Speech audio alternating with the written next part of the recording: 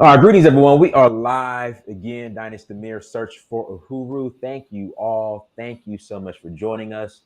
We are so happy to see you, and we just are just happy that you are here. It's a blessing. Again, thank you all for joining. Hit that like button. Make sure you share. Make sure you subscribe. Also, tours. We are rolling to Nigeria in August. We are rolling to Nigeria in August. We have a couple. We have a couple spots left. So if you're interested in rolling to Nigeria with us, let me know. Hit me up. Go to Danfo, Danfo Africa. Please visit Danfo, Danfo Africa. Snuggle 668. I will drop the link in the chat room in about 20 to 30 minutes. After about 30 minutes, 20, 30 minutes, that's when we'll drop the link and then you guys can call me in. Also, Sierra Leone, November 20th through December 3rd. November 20th through December 3rd, we are rolling to Sierra Leone. So if you are interested in joining us in Sierra Leone, let me know. Hit me up. Go to Danfo, Danfo Africa, Danfo, Danfo Africa. Citizenship is available for those who qualify. Again, citizenship is available to those who qualify. So make sure you visit Danfo, Danfo Africa. Without further ado, we have my brother on with us today. And that's a nice shirt. In fact, guys, that shirt he has on right now, you can get that shirt at Amir, ILEAMIR .com. Again, ilaamir.com. You can buy that shirt right there. I think that's the Africa is my therapy shirt for sure. Yep, Africa is my therapy. Wash it in cold water, not too many times. Have multiples so you can keep the color. There you go. So there you go, guys. Go to ilaamir.com and grab your shirt. Without further ado, we have Brother Fitzgerald Stevens on with us today. And today's topic, we're going to be speaking on building international relationships, building relationships outside of the U.S., outside of the borders of the U.S., and how we have to come together as a global Black family. More than ever, we have to come together as a global Black family. Brother Fitzgerald Stevens, introduce yourself and Hello, take beautiful it away. people. And like I said, guys, we'll open up the. I'll put the link in the chat room. We'll open up the. Oh, Fitzgerald, let me show you something, Fitzgerald. Hold on, let me. I'm gonna rub this in. I'm gonna keep rubbing this in, Fitzgerald.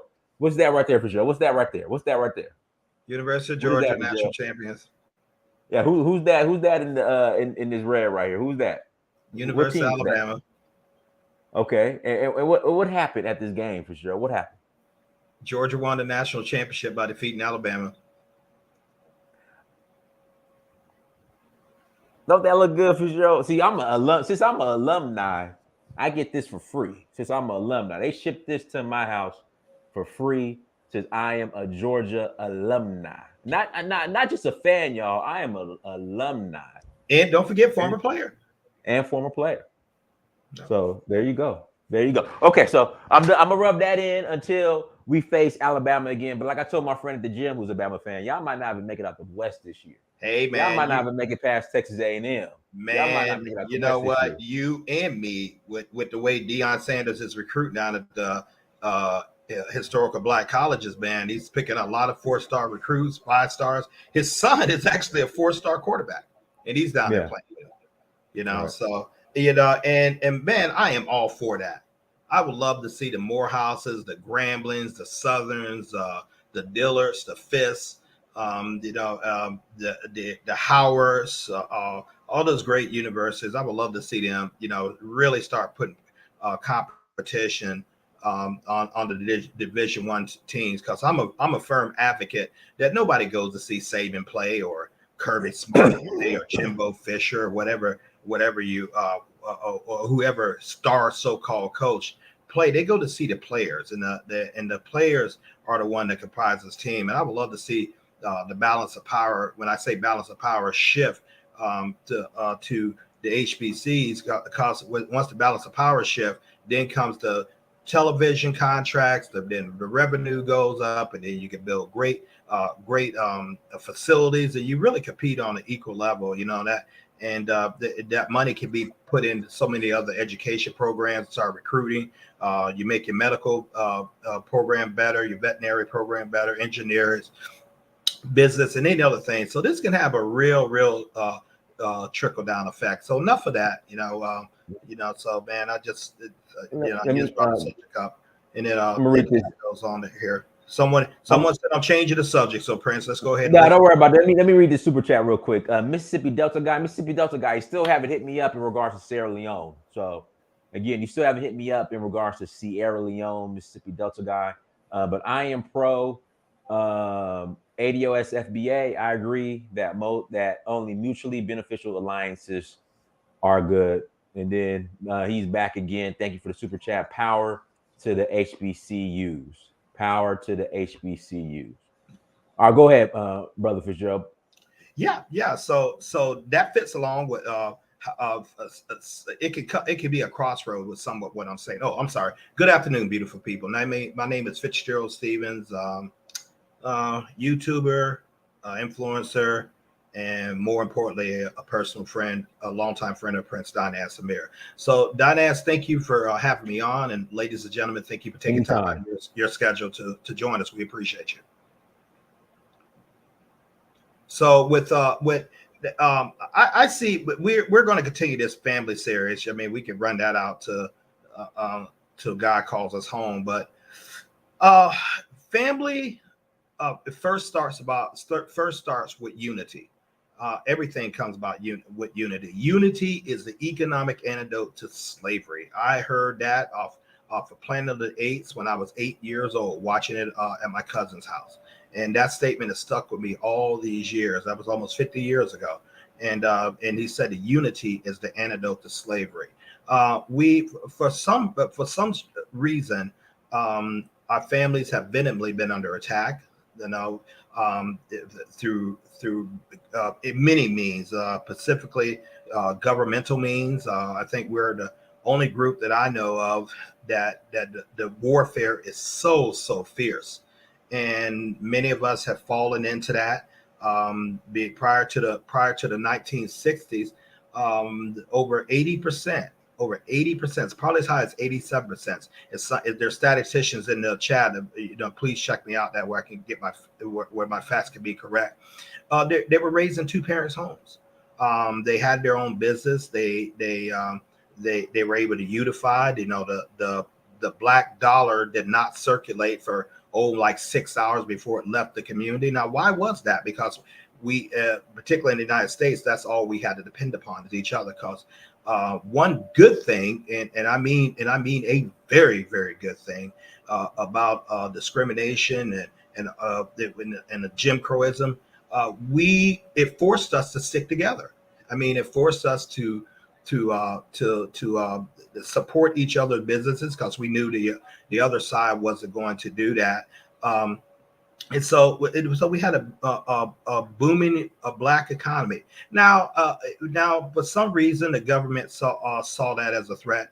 I think the former FBI director J. Edgar Hoover, who I absolutely despise him in any policy that he still had implemented to this very day. He said in this country, the most fearful thing is for black people to come together in unity. He said that, and so subsequently there was a lot of programs, a lot of incentives to maintain that status structure. Okay, it's okay to go to our schools. And other words, go to the other people's schools who didn't let you on there. But the problem came when our institutions, our businesses were all suddenly abandoned because somehow we thought that maybe Woolworth and Sears and all these places have been discriminated against us. Somehow we thought their lotion was better than ours, or their soap, or whatever you want to call it, and it absolutely led to the economic downfall. Then along comes the top demon of them all, They called themselves giving welfare assistance. Now, welfare was nothing but a cunning device to further divide the black family. And the way they did this, they attacked the head, and the head of the family is the male. And so, and it went something like this: we will give you our governmental help, we will give you our assistance, our financial assistance. But Fitzgerald and Dynast and any other black man like him, they got to be out the house. Literally, they would have people come around and check and see if a male was there. And and so what did that do? That was the demise of our family, the way we knew it. And unfortunately, black women signed off on that because that we'll take the government help as opposed to taking the help and staying united. Now, begs to differ with me, Prince. What happened to all that entrepreneurship that had beforehand, despite Jim Crowism, despite white terrorism, clans, and anybody else you want to call them and stuff like that. Despite, we still were able to get together. So now we see the problem of this. Now there's a move. We see the fruit of this, of what this is bearing. Now we see a movement through this channel called YouTube and many other forums like that. It gives men like Dynast, Amir, men like myself, a voice who is very, very pro black family. But we're looking at it not only within the United States. Now we're trying to reach out and connect the global black family to within unity, and trying to establish connections with with Africa, with the diasporas, with black people really all over the world, and saying we can unite. There's far more people of color on this earth than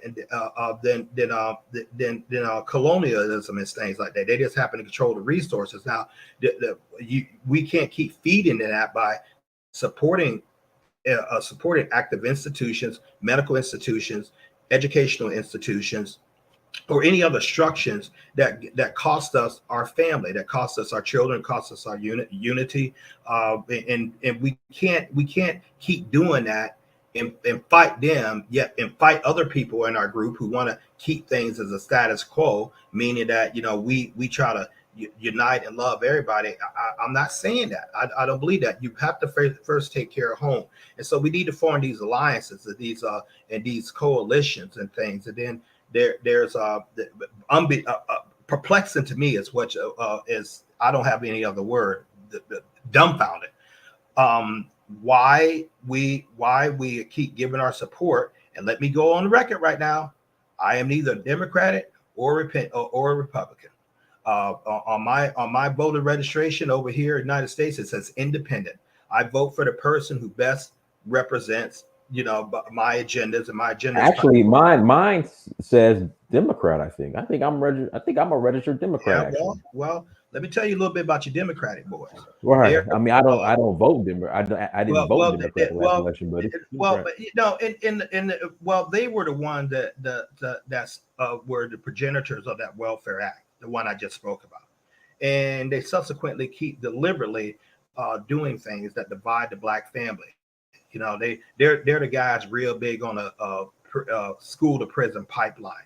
Now you say, well, Fitzgerald, the Republicans are too. Yes. What you have to understand, the division of the black family in this country, and even over the world, it's projected like we're going to do something. We're going to come out against qualified immunity. We're going to get the George Ford Act restaurant. We're going to do blah, blah, blah. All you need to vote.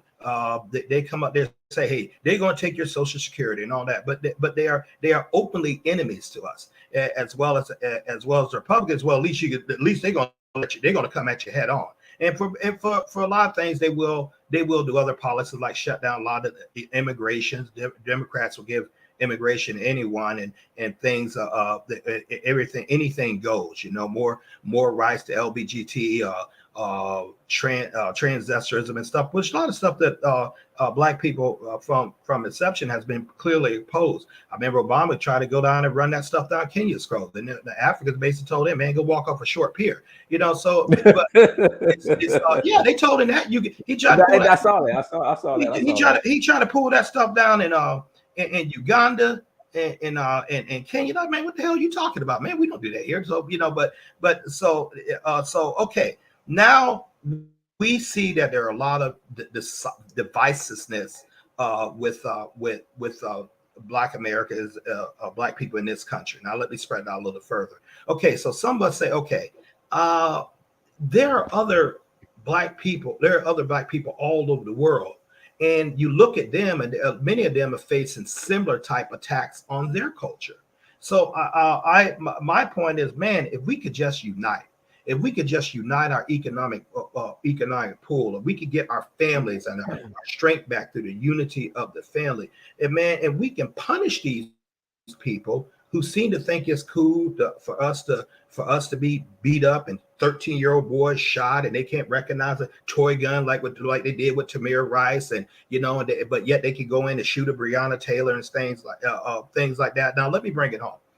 So when we start to when people like Mr. Amir starts traveling, or many of you who have traveled to other countries where the majority of Black people, you see some of the similar things happening over there. They're being divided. They're being corralled, colonized, taking up the resources, getting the resources stolen from, allowed everybody in.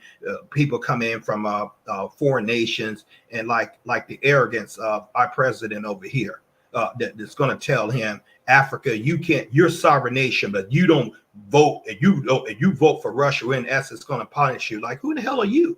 You come into sovereign nations, tell them what they can and cannot do. See, that's the mentality. And so once you understand, it's not us as Black Americans. You need to look at the global community. Someone feels the same way about this as Prince Amir and I do. We are want to try to bring unity to that group. And I think that group that group is large enough that we can make an adamant change. See, there was a YouTube video I listened to. It was a TikTok video, very, very short, very, very powerful, Prince. And it was this white gentleman's on there. He said, I know exactly how you can stop all your police shootings in this country. And it's going to go right along with something you believe in, Prince. He said, have every able Black American take out about a $300,000 to a $500,000 life insurance. And you let them cats keep trying to pay out for all these wrongful deaths. That's going to change. That's going to change in a minute. Why? Because the insurance company, they like, man, we can't keep paying money out like that, and have some of the best investigators, best attorneys and everything, and they're gonna invoke legislation, get legislation passed because they don't want to pay these things out. Now, something as simple as that, but we have to have a strategy to unite our family. But and those are choices we can make.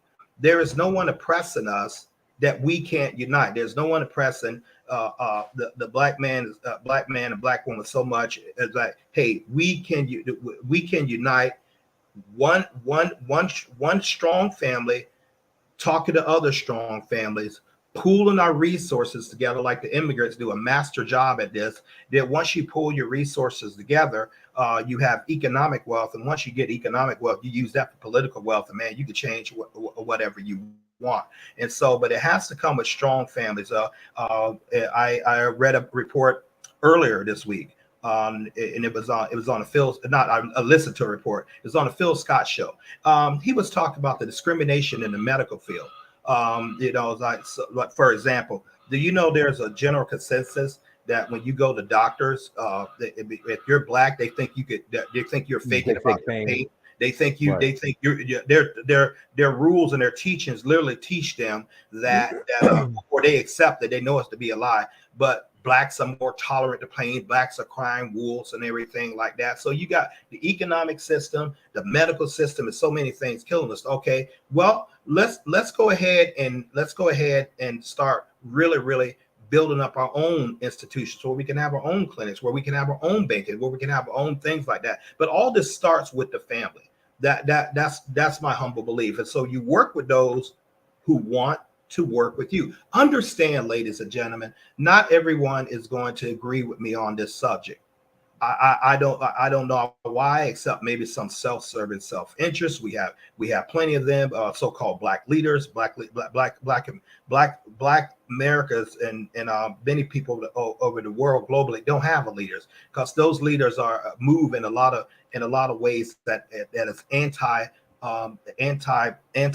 In other words, they don't support really the objectives of the people. Sure, they'll set some cat up in Kensington Palace in London, and sure, they'll give him a bungalow in the United States. But if for the reason you allow us to come in and just fleece you allow us just to come in here and fleece your resources. You give a nation, like, you run under their laws and they got a right to your resources. I mean, what the hell is like the beers, they're over there with South Africa. Well, they so-called own the diamonds and the uraniums and all the other stuff like that. That's silly.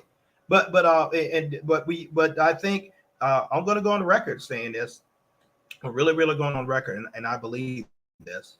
I think Africa, all of them, should become a nuclear power. Okay, now hear me clear like this. Now, there are many people who think. Well, if I can interject, they're actually building the first nuclear power plant in Uganda.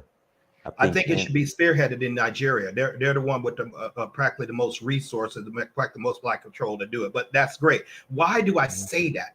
Because there are many governments in the West that oppose a unified Africa, a unified Caribbean, unified anywhere black people can amass in groups. That many people expose that now are opposed to that. Now, the reason why they can go in and take, and the reason why they can go in there and swap stuff, because Africa simply doesn't have enough military might to back them off. They think Kim Jong-un over there in North Korea crazy, but you ain't seeing nobody put boots on the ground. Why? Because they know know he has nuclear weapons. They know he ain't afraid to use them. Subject what they say with Iran. Iran's a nuclear power. That people say, well, they're being controlled by sanctions. Man, them cats building their stuff. Those guys are building their stuff. And who is a conqueror to tell you that I can have a gun but you can't? It's in a violation of the UN Charter. What the hell else I in? Which I don't agree with anything, because all nations should have sovereign control. And so uniting the global black family. The global black family first. That's where your geopolitics starts. That's where a lot of your stuff starts. Uniting them first. Unite that family. Unite that economic wealth.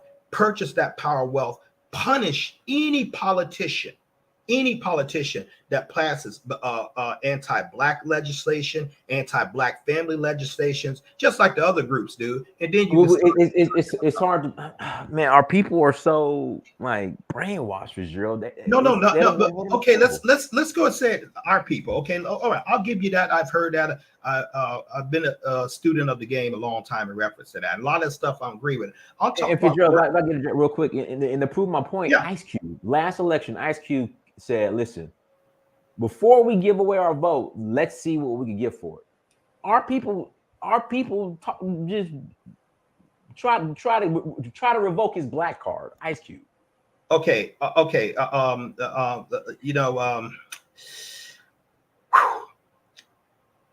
26 years ago, I had a blood disease akin like to a blood cancer, called aplastic anemia. Right. And that aplastic anemia literally chokes off the bone marrow, and which makes the blood. So I was dying. Now the only way I'm able to speak before you guys right now is that my youngest brother was a perfect bone marrow match to me. That was 26 years ago. Let me tell you about a little bit about the process, and then we're going to relate to what we're talking about now. The bone marrow, I had to get new bone marrow. In other words, the old bone marrow was dead, so I had to get new life and new effusion, new ways of living, where my body could eventually accept that bone marrow and graft it in, so I can live and go on. There are some black people amongst us, not only here but all over the world, who are a cancer to the black family. You need to get rid of them. We now that sounds a little bit tough, but it's not. It's actually intelligence. What you need to work with those people who have the mindset of you, who believe in a strong unified black family, strong, which unifies your black economic wealth, which allows you to purchase political wealth, where you can literally punish politicians and people who make laws that are against you. You first of all, you punish them economically. If you're gonna come against our things like or any of our objectives, we're gonna punish you economically. Montgomery bus boycott worked very well. Worked very well. They was able to break the back of them easily. I'm not talking about like a one time, you like, look what they did, and the media get you fired. I'm talking about a consistent way of living, Prince. Separate your own institutions where you can control what your children hear, as opposed to wondering if someone's going to teach ideals to them that are totally against your creed and your thing. If you can't do that, then you better come up with a dang good homeschooling program and pull them out of those institutions that are causing a warped sense of thinking that they keep perpetuating on to next generation. Unity is the antidote to slavery. Unify with those who are like-minded, like objective, like you. If they're not in black, you've got there are many of us in Black America. There are many down in the Caribbean. There are many down in Brazil. Did you know, Prince, that the nation of Brazil has more blacks than any country on earth outside of Canada? The nation of Brazil. But you don't see them. You see the Gisele Bündchen, Tom Brady's wife. But they're black Brazilians, like my shirt, look like you and everything like that. But so you unify with them, and you unify with the black people in Europe, and unify with it. You find the collective that's used and what's the goal? We protect the black family at all costs. And we ain't interested in loving everybody. You go against this agenda, you come against us, we move on you as a collective, and we punish or destroy. Economically first, because really that's the only thing people understand. And so enough of this talking about what they won't let us do, what they want. Yes, we know the CIA putting programs together, and they've been through that. Yes, we know Reagan administration, led to that outbreak of crack cocaine starting over in Los Angeles that flooded this. Yes, we know the prison pipeline, is real proponent of stuff. I mean, yes, we know that Joe Biden's real big on crime, and paraphrase, he went on there to say that, hey, you know what? If when Rodney King was being beat, well, if they could beat a confession on him, he's going to hurt someone. I agree with it. All that kind of stuff. And you can't keep having a short memory, but you're not going to be able to work with everyone, ladies and gentlemen. You're just not. I mean, enough of the noise, enough of the bickering. I'm talking to my Islamic black folks. I'm talking to the Christian. I'm talking to the practitioners of voodoo or anything else like that. Those differences should not divide us so much that we can't work together. I may speak in a funny Southern accent. Well, that's why I was raised and stuff. But I can easily talk to a Londoner, and I can easily talk to someone from like different places as black people, and I find out we have more common interests than we do differences. And a huge part of that start is programs like this, Amir, or many other programs within the black sphere that promotes families and stuff like that. Hey, this probably not going to be picked up by the 6 o'clock news or CNN or Fox or any of those other things, because they're equally complicit in dividing us anyway. And so, but now it's spreading on a global scale. It's been ratcheted up a little bit, particularly with Africa. You know what? The West is dying. The West is dying. Matter of fact, the West really wasn't much to them anyway. Africa controls the resources. Africa controls all the things like that. But out of Africa, they like to talk about how dark and all the other stuff is, and all those crazy lies and stuff like that, because they want the resources. But the world would dry up. The world would dry up. The world. Don't you understand? The world, including this country that I'm a part of, Amir's a part of, without Africa. That's why everyone scrambles for it. well, that puts you in a tremendous thing of power. So we can unite with them and they can unite with us. And, sorry, it's like that. Say, hey, what's our common? We want to protect our Black families. We want to protect our economics. We want to control our own destiny. You can only do that through unity.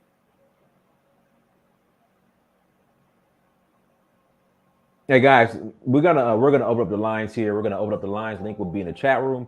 Make sure you hit that like button. Make sure you share. Make sure you subscribe. Let's see here. So link will be in the chat room. Again, link will be in the chat room. You could call in after the conversation. And we appreciate all of y'all for calling in and joining the conversation. Oh, guys, make sure you go subscribe to Brother Fitzgerald's YouTube page. Find ways to win. Again, make sure you go subscribe to Brother Fitzgerald's YouTube page. Find ways to win. Make sure you go subscribe.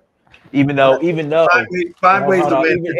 Listen, even though Alabama didn't find a way to win, we didn't find a way to win national championship, but we did. But University of Georgia, we found a way to win. Even though University of Alabama didn't find a way to win, UGA, we found a way to win. Prince, can I interject something? Of course, go ahead. I can literally stop talking on this comment right now. Mr. Trey Hampton, fix home and then go save the world. He's right. So I absolutely agree that comment deserves its own stream, and fix home. Okay, Africa, where you are, in your particular countries, United States, Caribbean, fix home, fix your family. Fix families can help fix families, and then you can bring your unity. That sums up all what I was trying to say so much more eloquently than what I'm doing right now. And I just like to really appreciate you, Mr. Hamilton, for that comment.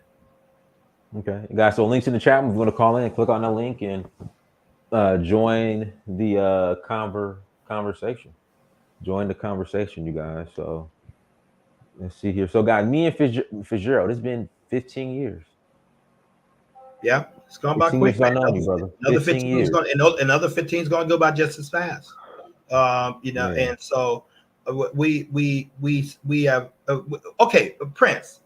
In the 15, I have my answer. I just want to hear yours. In the 15 years that we have known each other, has the state of Black America or the global Black family has become better, the same, or infinitely worse? Worse. Okay. Worse. Why do you say that?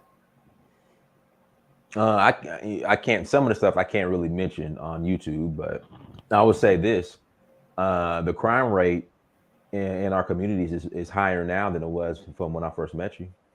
Our community, so it doesn't seem to go to Rodale Drive. It doesn't seem to go to North Shore in Chicago. It's all concentrated on there. But mostly in Baltimore, I've been there. I was there for a business trip one time.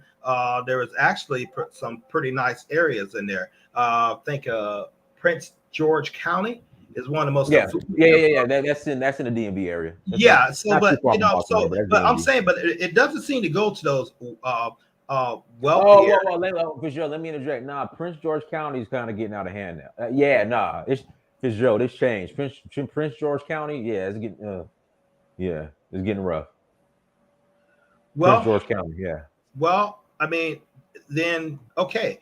I stand mistaken. I thought Prince George was in Maryland.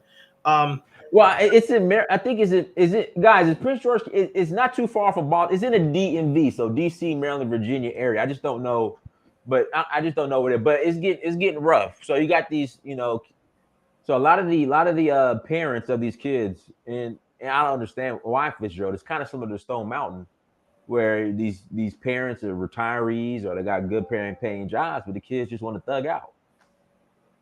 It's in Maryland, yeah. Okay. In fact, here's somebody right here. I live in Prince George now. It's starting to degrade. Yeah, Fitzgerald, it's getting rough. So Prince George, that should be a very, very scary comment with this person that just wrote, and here's why. Prince George has a huge amount of Black billionaires there. Okay, millionaires, yeah. So yeah, Prince George, and there's I know I know within Atlanta, right, Prince Amir is not too far away from the Cascade area. Very, very Hmm. wealthy people around there. So, but this comment really caught my attention. What this individual said about Prince George, because you got millionaires, and obviously you didn't get to that point, not unless doing something on that you shouldn't be doing. But if you got the black millionaires, you're telling me that area is getting out of control, and wealthy people who should be able to get political power, something is gravely wrong. So that would mean that would be a warning bell to me, telling me, okay, so this white terrorism and this white racism and things like that is a real problem. It's going after every single body. Now let me get something straight here. For those you think I'm using color, because in this country, and around the world, it's always about color. So let's get that established straight. Um, can, Mr. Go Back to Africa, how you doing there, sir? The question to you and Amir and the audience: can black people on the whole be global racists? Go ahead, go Oh, black. Welcome. okay, I'll go ahead and start. I'm gonna say no. Okay, that's the exact answer. Let me tell you why.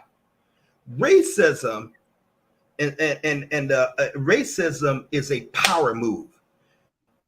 You have to control resource. In other words, I have to be able to physically block Mr. Black Africa from getting a bank loan, to get a house, to get a business loan. I have to be able to physically incarcerate him, put him in front of my judges and stuff, give him an unfair sentence and compare to someone who did the same thing, the same crime, because they're different complexion. Yeah, so you have to have power to stop someone's mobility. Now, do black people have that as a whole? So racism is a power play. It's not like it's not necessarily color. You have to have the power to stop or allow progress to whom you seem fit. So many times you'll get said, "Oh, yeah, Fitzgerald, you're talking racist jargon and stuff." Well, first of all, I don't care about your point on that. Okay, I really don't, because your point that's a foolish assumption, and is history proves it is highly inaccurate. So when I'm looking around here, I'm not seeing black people on the whole being able to shut down a global financial system to somebody who don't do their bidding. I'm not seeing them able to freeze the Swift payment system. I'm not seeing them able to invoke sanctions on someone as a global unit, on a country as a global unit, and shut their economy down. I'm not seeing them being able to freeze line of credit.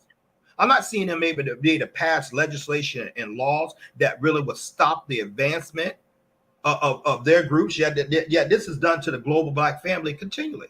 That's what I mean. But so when they start throwing this, well, you're a racist, man. That's just a child's trick. Hell, the child even got more intelligence than you. It is about power. And the biggest thing has always been the destruction of the black family. That is how all this stuff is able to be perpetuated. You unite the black family, and we can go back to being great like we were on a global scale. We ain't sitting around here raging war on nobody. We ain't sitting around there doing that. No, black people are actually the most loving people on earth. But there's going to be a day when we actually wake up and this as a unit. And there's going to be a day like the hell with this. We're not interested in praying for you. We ain't interested in trying to get more education and get them more training for why the hell they can sit doing this. We're not going to take this treatment. It's going to come a day. It's really going to come a day. And that let me add to that right there, Fitzgerald. Yes, please go ahead, sir. I want to go back for a second when you asked Dynas the question of whether or not things have gotten worse in the last 15 years that y'all knew each other. And I can go back, I'm 55, so I can go back some years to see there's a degradation of the black community, and that things definitely have gotten worse, and it's still getting worse as the days go on. And not necessarily the black community, because we can talk about Prince George's County, or we can talk about what's there, Atlanta, where the prevalent Bankhead or Buckhead? Which one of those areas? The money, Buckhead. Buckhead, yeah, Buckhead. Northern Chicago. These white folks is moving out. They said they had enough. It's hitting not just white folk and black folk. We see the mass murder hitting the black folks up in Buffalo. We see the Hispanics getting, shot and killed over there in the Hispanic communities, and the white folks going around doing mass shootings in the schools. And just recently, just last night, over in Oklahoma and these other places, America has gotten worse as a whole. And I believe it's going to get worse. I'm about to launch a video tomorrow because America's only feeling the tremors. And this is what in my humble opinion, is the reason why. America and Europe, to be exact, because the fact that there is this debt that is due them for all the atrocities they went around the world. And because of the blind eye to a people that you oppress, suppress, depress, that comes back at your back door. As they say, the roosters come home to roost. And that's a fact. When we were screaming foul in the 80s for the drugs that was flooding in our communities or the weapons that was flooding the communities, look what's happening to the white community. Prescription is killing them with the fentanyl and with the heroin. When you talk about the guns are now, because they're out of control because they didn't handle it when we were screaming it, it is now stepping into the children's schools, stepping into the older folks' homes, stepping into, the malls and out in society, to where now everybody is looking over their shoulder and wondering whether or not not if it's going to hit you, when is it going to hit you, when you'll be involved or your family members. And so, Gentlemen, I'm sorry. Please continue. I wanted to ask you guys something after you finish that. Forgive me for interrupting. Yeah, I'll finish right here a sec. That's why my messages go black to Africa. I was just in the grocery store, and I'll do a video on this too. The Infamil shelves for the baby foods is packed. And they're flying it into America, and they act like Africa is a starving continent. And I'm laughing like, look at all this children's food that America's talk about is empty on the shelves for mothers to feed their children. We're in a day now where Africa was laughed at first, America's getting laughed at last. Go ahead, Fitzgerald. Sir, you and I from the same generation. I know you said your age. I'm about 2 years older than you. Dynast would be considered like our baby brother, at 40 years old. And so, but what you have, a combination of elders than a semi-youth, even more back to the youth. Now, all people would say like, okay, Fitzgerald, all families are being attacked. There's drugs in all family. You think just because that you're talking about black issues, that us whites, us Arabs, us Spanish, don't feel that. Us Asians, we don't feel that. Here's the difference to your questions. Here's the difference to your question. You are not specifically being targeted. Black people are. You are not specifically being targeted. Black people are. Your justice system, your medical system, your education system, your historical system, all prove it. All prove it. You are not the target. We are. So imagine going through the nuances, the hardships of life, magnify that by 100. Then you're in black people's shoes. But until then, you either choose to ignore, claim stupidity, or just don't care. Which is it? You are not the target. But whenever men like ourselves would come up here and say something like that, all of a sudden we're being racist. That's just a little, like I said, a child's play. Not even a child, a 3-month-old screaming for attention. You took my toy, but what about me? It's not about you. History has proven this. We are the targets. So we deal with the stuff too. A lot of the drug stuff. Okay, people put them in your community. Fitzgerald, hell, you don't got to take them. True. People put the guns in the community. Hell, you don't have to use them. True. But you could just take a few. You could take 2 people with drugs and guns and things like that, and you could terrorize a group of 100. Good people. You can terrorize them into being quiet. You can corral them into low something housings and everything, all kinds of stuff. Because if they're that demonic and they're that terroristic and stuff like against their own people, they can control the whole group. What was that? What was the character, man? Nino Brown.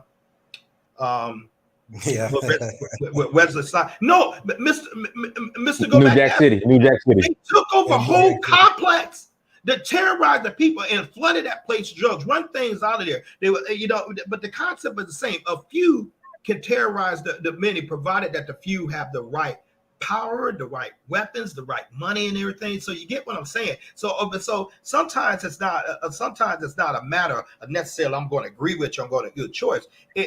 Terror is a weapon. Being afraid of being killed is a weapon. Being afraid if you pull your children out these debauchery schools like that and someone threatened to take them is a weapon. Don't you understand that? That we're not being able to get proper capital or from banks, things like that, and you can't. It forces you where you have to continually work for someone. If you're rezoned out of a thriving business. If you're going through all these other stuff that people do, and people come in your nation and divide it up, Berlin Conference, and put puppets in there, like when they assassinated Patrice Lumumba. Well, how do you expect to win? And so it's not an equal playing ground. That's what you have to understand. Now, knowing we have that on the table, and stuff like that, it should behoove us more the willingly. To unite, to get our families. We don't have to participate in this, provided you have your own. Many of you under the sound of my voice hate your job. Even a high paid executive, you hate your job going in and working there because you see all the craziness. You see a lot of stuff that you would never go with. But what's hanging over your head? Go take this paycheck. You don't agree. Going to get you out of here. You got a mortgage to pay. You see how that's a weapon? It's particularly targeted. It's particularly targeted at the Black family. So no, things are not equal. Yeah, and I don't expect them to be. You have to know the nature of your enemies that's dealing with you and stuff like that, and you don't sit around here. If they playing fair, why should you? If they're not playing fair, why should you? Well, I think let me get something straight. I could go ahead, murder, kill, rape, steal, do everything else like that, and I'm saying, oh, I'm sorry. Please forgive me, no training. Then I could be a silly judge. Someone will sit up there, murdered a man walking in his house. Sit up there and murder him, and then I could be the brother is sitting up there hugging a woman and asking for forgiveness for the very woman that murdered my brother. You killed what? You killed mine? We got problems, a hell of a lot of problems. Like your life problem. I don't subscribe to that foolishness. So until there is a change, you got to see where you're at. Okay, you doubt it. Fitzgerald, I think brother go back to Africa wants to add to what's to say. So. Let me say this one point though. Let me say this one point. Fitzgerald's on the roll. Let me say this one point, and it's all yours. Say something foul about the Prophet Muhammad. See what happens to your television station. See what happens to your business. See what happens to you.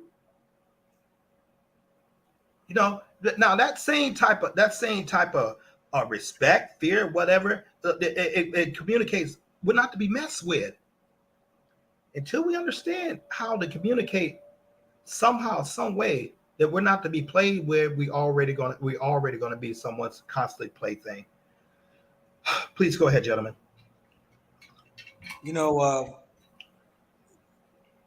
The topic of why we must build internationally and unite and all that right there, I believe that in America, even in Europe and Canada, as a people in the diaspora, we're damaged goods. I don't like to hear this unite talk because it doesn't get anywhere. And so I try to share with people, unite with yourself first. I think somebody on the panel says, make sure your backyard is taken care of or your house is taken care of first. Make sure you're taken care of first, because we are dysfunctional with ourselves. How are you going to unite with somebody else when we can't even get along with ourselves as a people because of the dysfunction that happens within our societies? So we battle with self. We are in depressions, having anxieties. We turn to different addictions or issues that that will cause us the downfall. And yet, I say, unite with the motherland. And what I mean by that, Africa is not perfect. Africa got its problems. But I will say this right here. Africa is only 55, 60 years old in its own independence. It took America 400 years to get where it was for people who think it's the greatest country in the world. But I know, and what I love, like people like Dynas and others who are coming back and forth. Hey, go back to Africa. Not to interject. I need you to repeat that part again in regards to the age of the age difference between Africa and the U.S. I need to repeat that again for people who didn't hear that in the back of the room. Go ahead. Yeah. Africa, majority of the countries are only 55 years old as far as receiving its independence from the colonizer. I think Ghana is back 1957 when it received its independence. And so we have to keep that in mind, that though that has its issues and its problems, it's only as old as I am. Hook your credit card up to it, baby. And that's in its infancy stage, to where you can hook your credit card up. People who come, as Fitzgerald says, are coming out of a racist society, meaning that everything is pitted against you. Everything has been built in order to keep you at a disadvantage. Then why not go to a place that gives you that opportunity to go to your furthest or to your full potential, and unite with the brothers and sisters who even lack in the ways that we might have an advantage of, and we might lack what they have an advantage of, in uniting in that aspect. Because trying to unite, we know time and time again in America, every time we try to unite, they take it down. When you want to look at the civil rights, you want to look at the Malcolm X, when you want to look at the, just recently, in fact, that what's the name that's in prison, about to go to, not prison, but jail, about to go to his court hearing of trying to establish a black unity, having the right to bear arms. What do? They took the man to prison. What's his name? Come on, what's his name? John. No. What's his? He's named like after a rapper, but what's his name? Guys, help us out in the chat room. He marched with the guns to Stone Mountain. What was his name, guys? Help me in the chat room. Grandmaster J. You mean to tell me the NRA didn't defend him, Mr. Black to America? The NRA, they didn't. They're real big with guns, but they didn't defend him. Well, and here's the thing: who would? This is the disadvantage you're talking about, that we got to understand. We are in a racist society, that the system is totally against us. So then why remain in a system that is totally against you? Now, I understand, there are many of our brothers and sisters who's doing great in America. If you want to look on the scale of, okay, you achieved, middle class, and the very few of us who receive being the multimillionaires are in the entertainment industry. Very few are come off their own wit and, becoming Bill Gates or these daggone, other white folks who started their Facebooks and all that right there. That stuff is stolen before we can get to that level of becoming billionaires. So the unity that we have time and time again tried to join together in America will always be dismantled. But yet connecting with the motherland, with what they have going on, could use our expertise and our background, especially coming from European societies, to where we know the game. It's sad that Africa's in the leadership don't understand a European mindset in how they want to play unfair game with them in order to still be on top. But I'm thankful that many countries are waking up and now are talking about unifying together, because Africa is only 55 to 60 years old. Let's see here. U.S. lawyer. Hi, can you hear me? Yeah, we're here. I muted you because you always got like a separate conversation going Whenever you call in. But go ahead. Okay. All right. I appreciate that. And I want to say, first of all, I appreciate all you brothers. You're doing spectacular things. And I've spoken to Go Back, I don't know, Go Black to Africa before. So I'm sure he may be familiar with me. But I want to say, I think the first step, we have to start translating this thing from conversation into some kind of action. And I think the first step is we have to have set up some kind of a meeting where we develop and formalize a global constitution. A global constitution is basically a code of conduct and a code of principles that we all ascribe to. And those principles and those principles designate what I would call the culture of this global nation, because we can all claim our individual designations and tribal designations and all that, but we have to have a global constitution and a global set of values which dictate how we operate, and that has to be the dominant constitution, the dominant tribe, which is the global nation, the global tribe. And I think we're going to have to this has to be done on a cellular basis, meaning that we're going to have like divide up, say, the regions. We'll divide up, say, Africa into regions. We'll divide up South America into region. Any place there are black people, you'll divide them up, and you'll have individual cells there. And those individual cells there will have specific tasks, and one of them will be is obviously inculcating this dominant culture in there, and the dominant culture, which should include everything that we need to survive, such as conflict resolution. There should be a procedure, a code of conduct, how we treat each other, and how we resolve conflicts. And those conflicts, that we should have our own cells, individual cells and procedures in place that we use to resolve conflicts.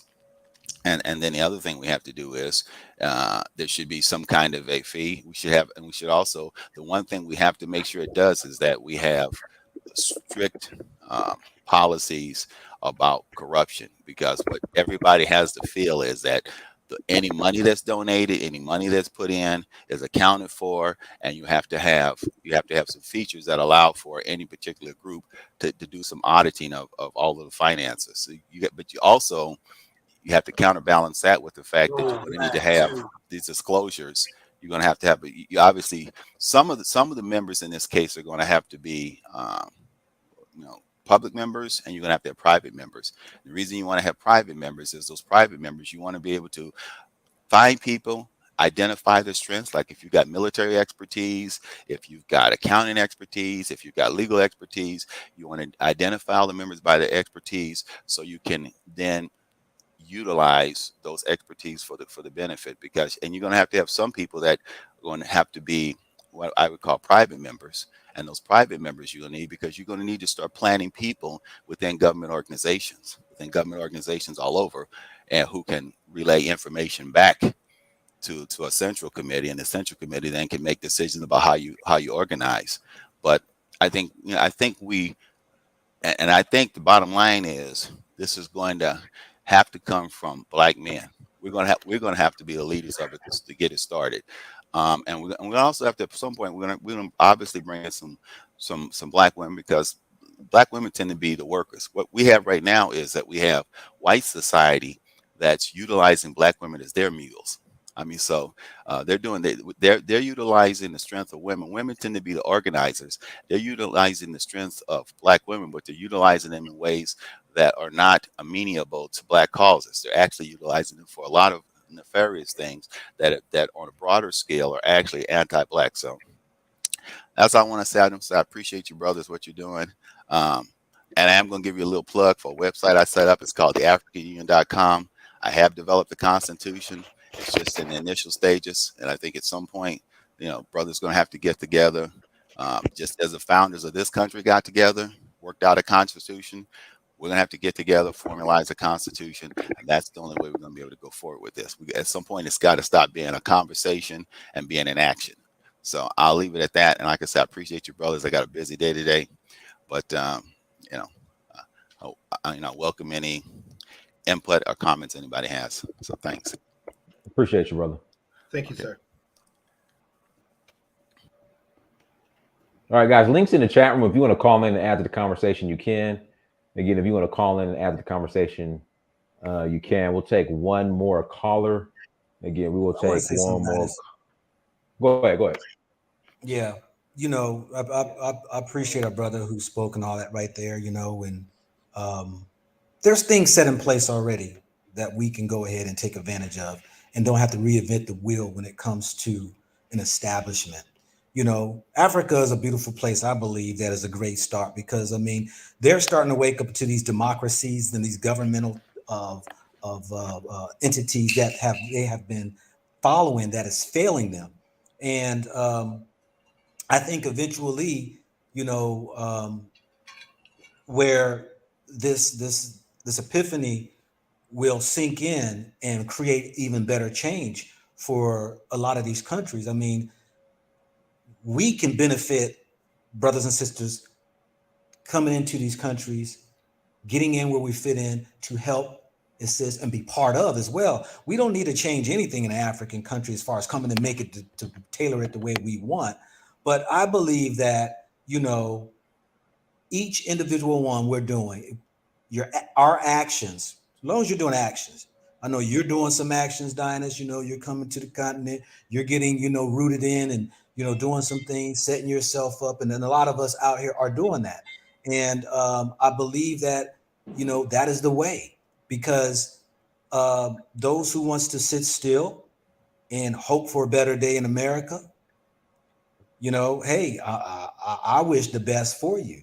But, I believe the unity is uniting back with the continent, trying to unite back with us who we are dealing with issues within America or the other Western countries. We've done that 1,000 times and it got nowhere.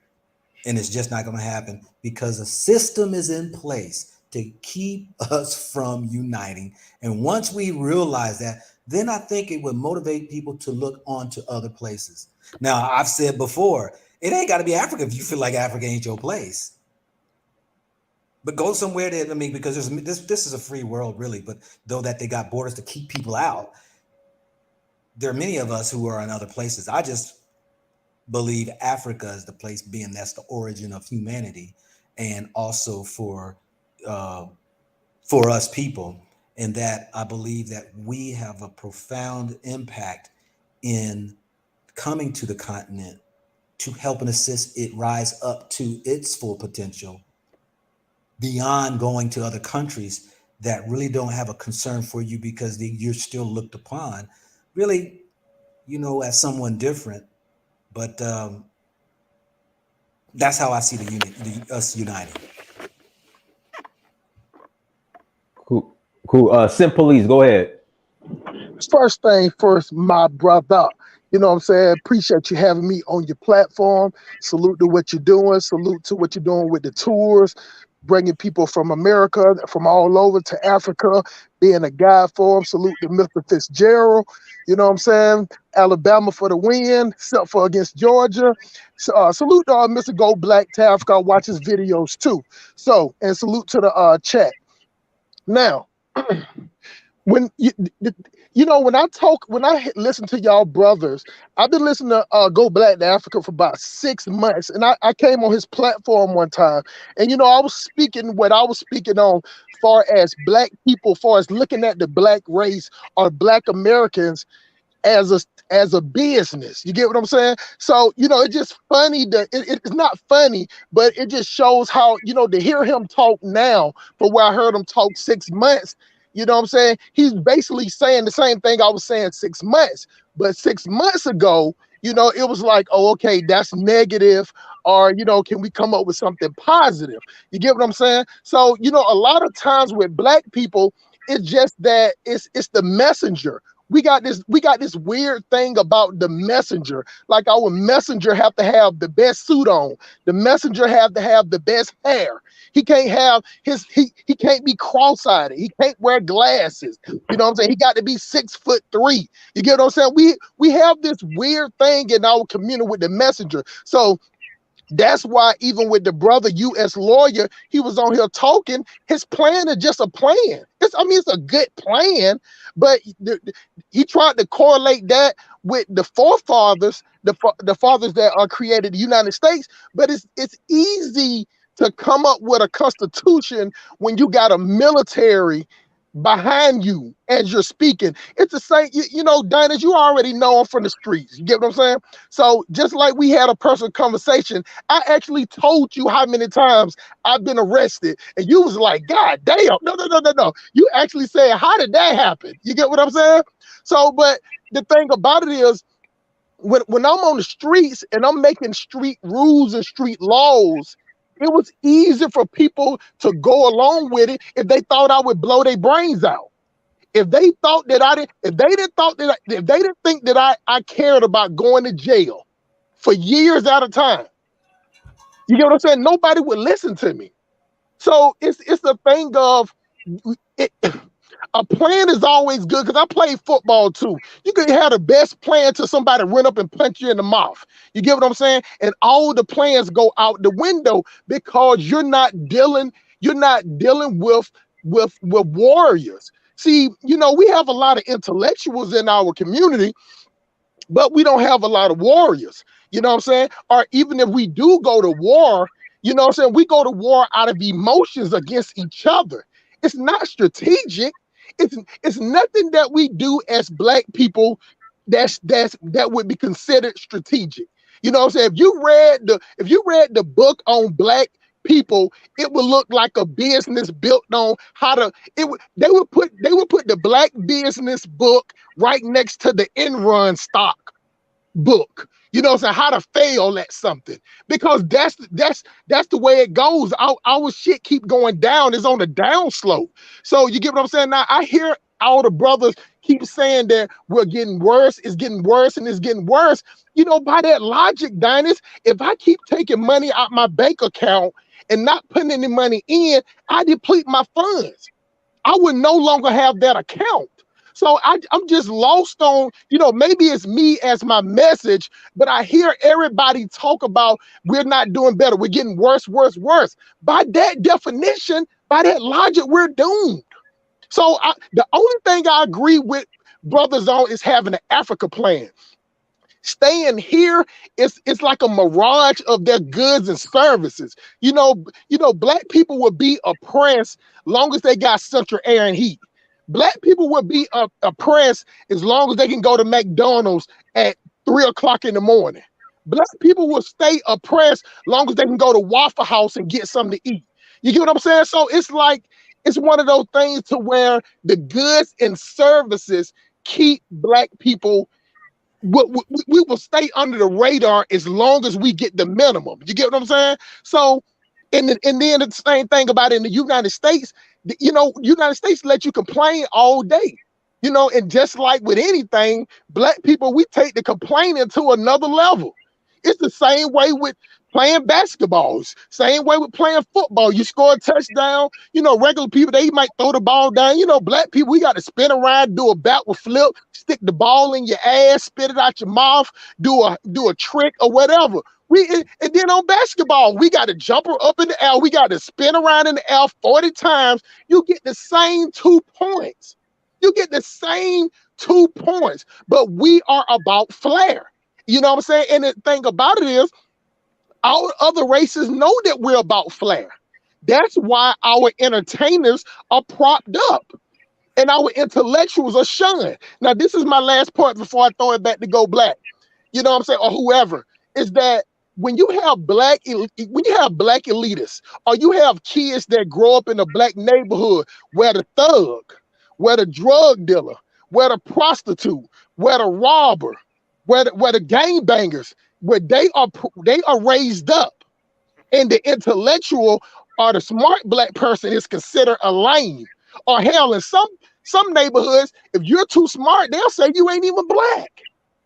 You get what I'm saying? So what do you think that person, when they get into a high position, you get what I'm saying? You think they're gonna go back and be like, okay, Deshaun from my neighborhood, he won't care here. He want me to get him a loan job. You get what I'm saying? We'll become biased too.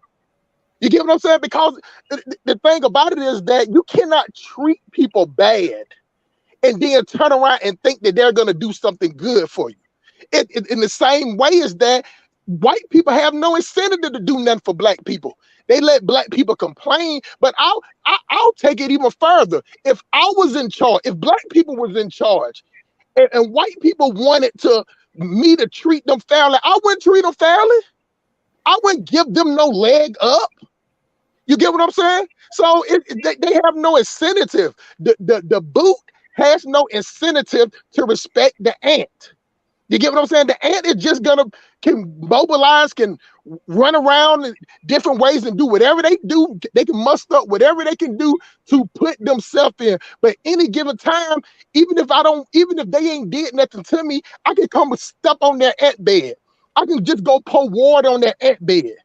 You know what I'm saying? Just because I can, because I have the power. So you got a lot of black men that knows that we don't have no power and nobody else pays any attention to us. So who's the only people that pay attention to black people? The police and other black people. And we damn sure ain't gonna bust no grape running up on the police. We always say this weird thing is, what if it was the black people that ran up at the Congress on January 6th? Black people wouldn't do it. You get what I'm saying? You had a million black people in Washington 2 times in a row, and they barely threw trash on the ground. You get what I'm saying? And these white people went up there and did it. That was leisure for them.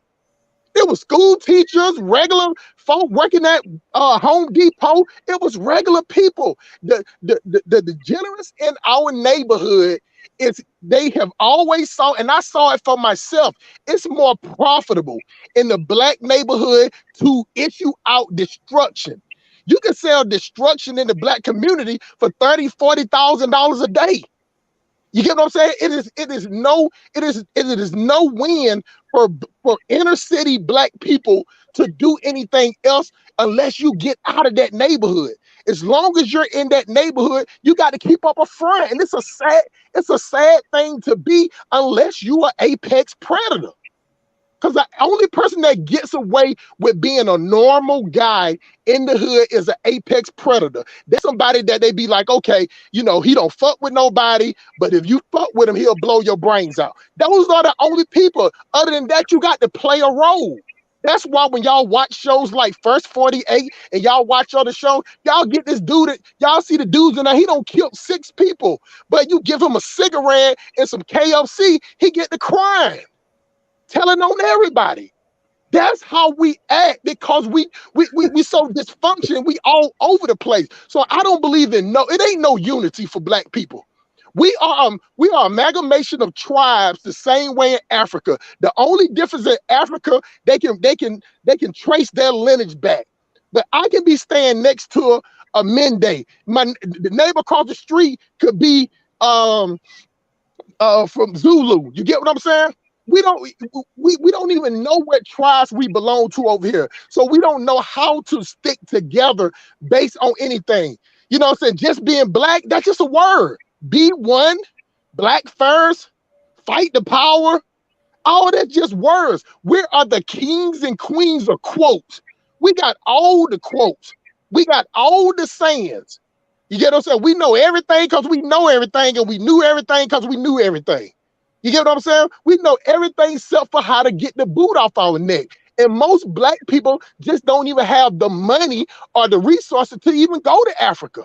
So they would rather stay here making $10 to $15 an hour, knowing that they got 24-hour transportation, 24-hour electricity, sewage, water. You get what I'm saying? And you can be degenerate as you want to in the black neighborhood with no accountability. And I know I'm long-winded. I'll pass the mic.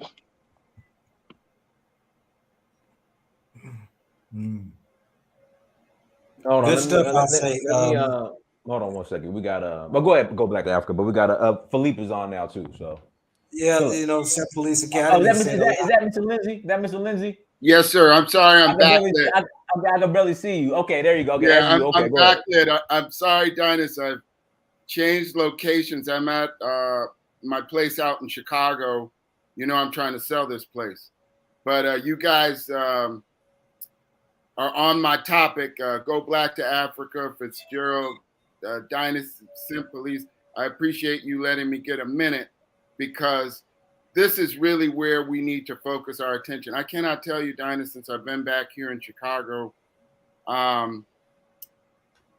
many discussions I've had with my buddies that are attorneys and so on, Black attorneys, and just what the issues are. I'll just give you one example and then go to where Go Black was going.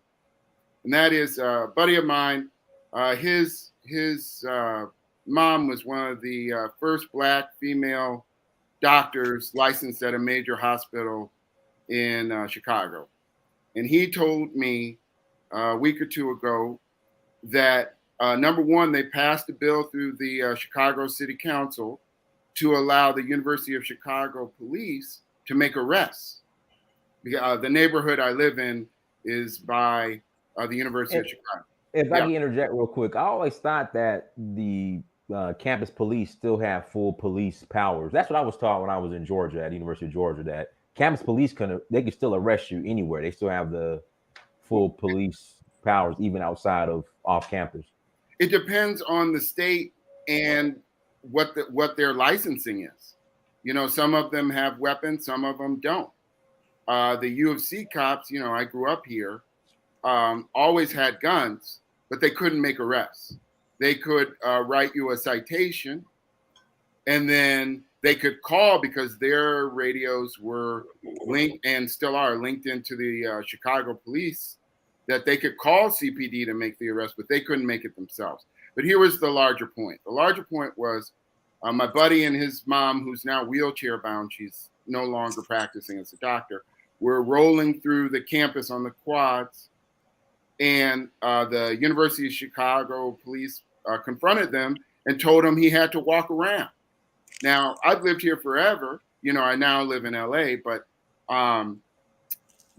we always walk through the campus. It's no big deal. You live here, right? But now they told him to turn his mom's wheelchair around and get off of the quads. And it was implied, like, if you don't do it, we're going to arrest you. For what? And what that is basically a putting a property rights ahead of personal rights. And so let me just go to the Go Black to Africa thing, because let me tell you, this is the first time I've had a chance to communicate with you. I love your channel as well, man. I love what you're doing. Man, you have great messaging. And one of my favorite that you did just recently, you were talking about the different properties you had bought in Africa and the opportunities to do them, and people just opening up their mind to, you know, acquiring assets in Africa. So let me just go on this, man. One of the biggest things that we have a challenge, well, two of them, Simp Academy was talking about one part of it, and Go Black was talking about another. So let me do the Go Black and then come back to Simp Academy. That, dude, at the end of the day, we need collective economics. And what Fitzgerald was talking about, the foundation of that is a Black family, that their economics set the table for me to go to Mr. Johnson's store or Mrs. Wilson's cleaner, and we bounce that money amongst ourselves. But now, because economics is global, we need global economics with the Africans. So what we need is Mr. Wilson's store in, you know, the various Black neighborhoods to have a supply chain from Africa for products. So that kind of gets to what Simp Academy was talking about, which is, you know, in part that we don't work together and we're not doing a collective thing. When we start businesses here, we're completely dependent on the Mzungu chain of economics. If we have a store, we got to go to a Mzungu supplier to get the inventory in that store. And then that inventory is coming from boats where it's not us at the docks receiving those goods. So right off the top, let's just take Black hair care, okay? Which we should dominate because we're the only ones that have hair care like us, right? We had Soft Sheen, we had Fashion Fair, Why aren't we dominating our own hair care product? I'll tell you why. Because the Koreans and the Vietnamese, their home countries subsidized their products so that they could take over. Pure and simple.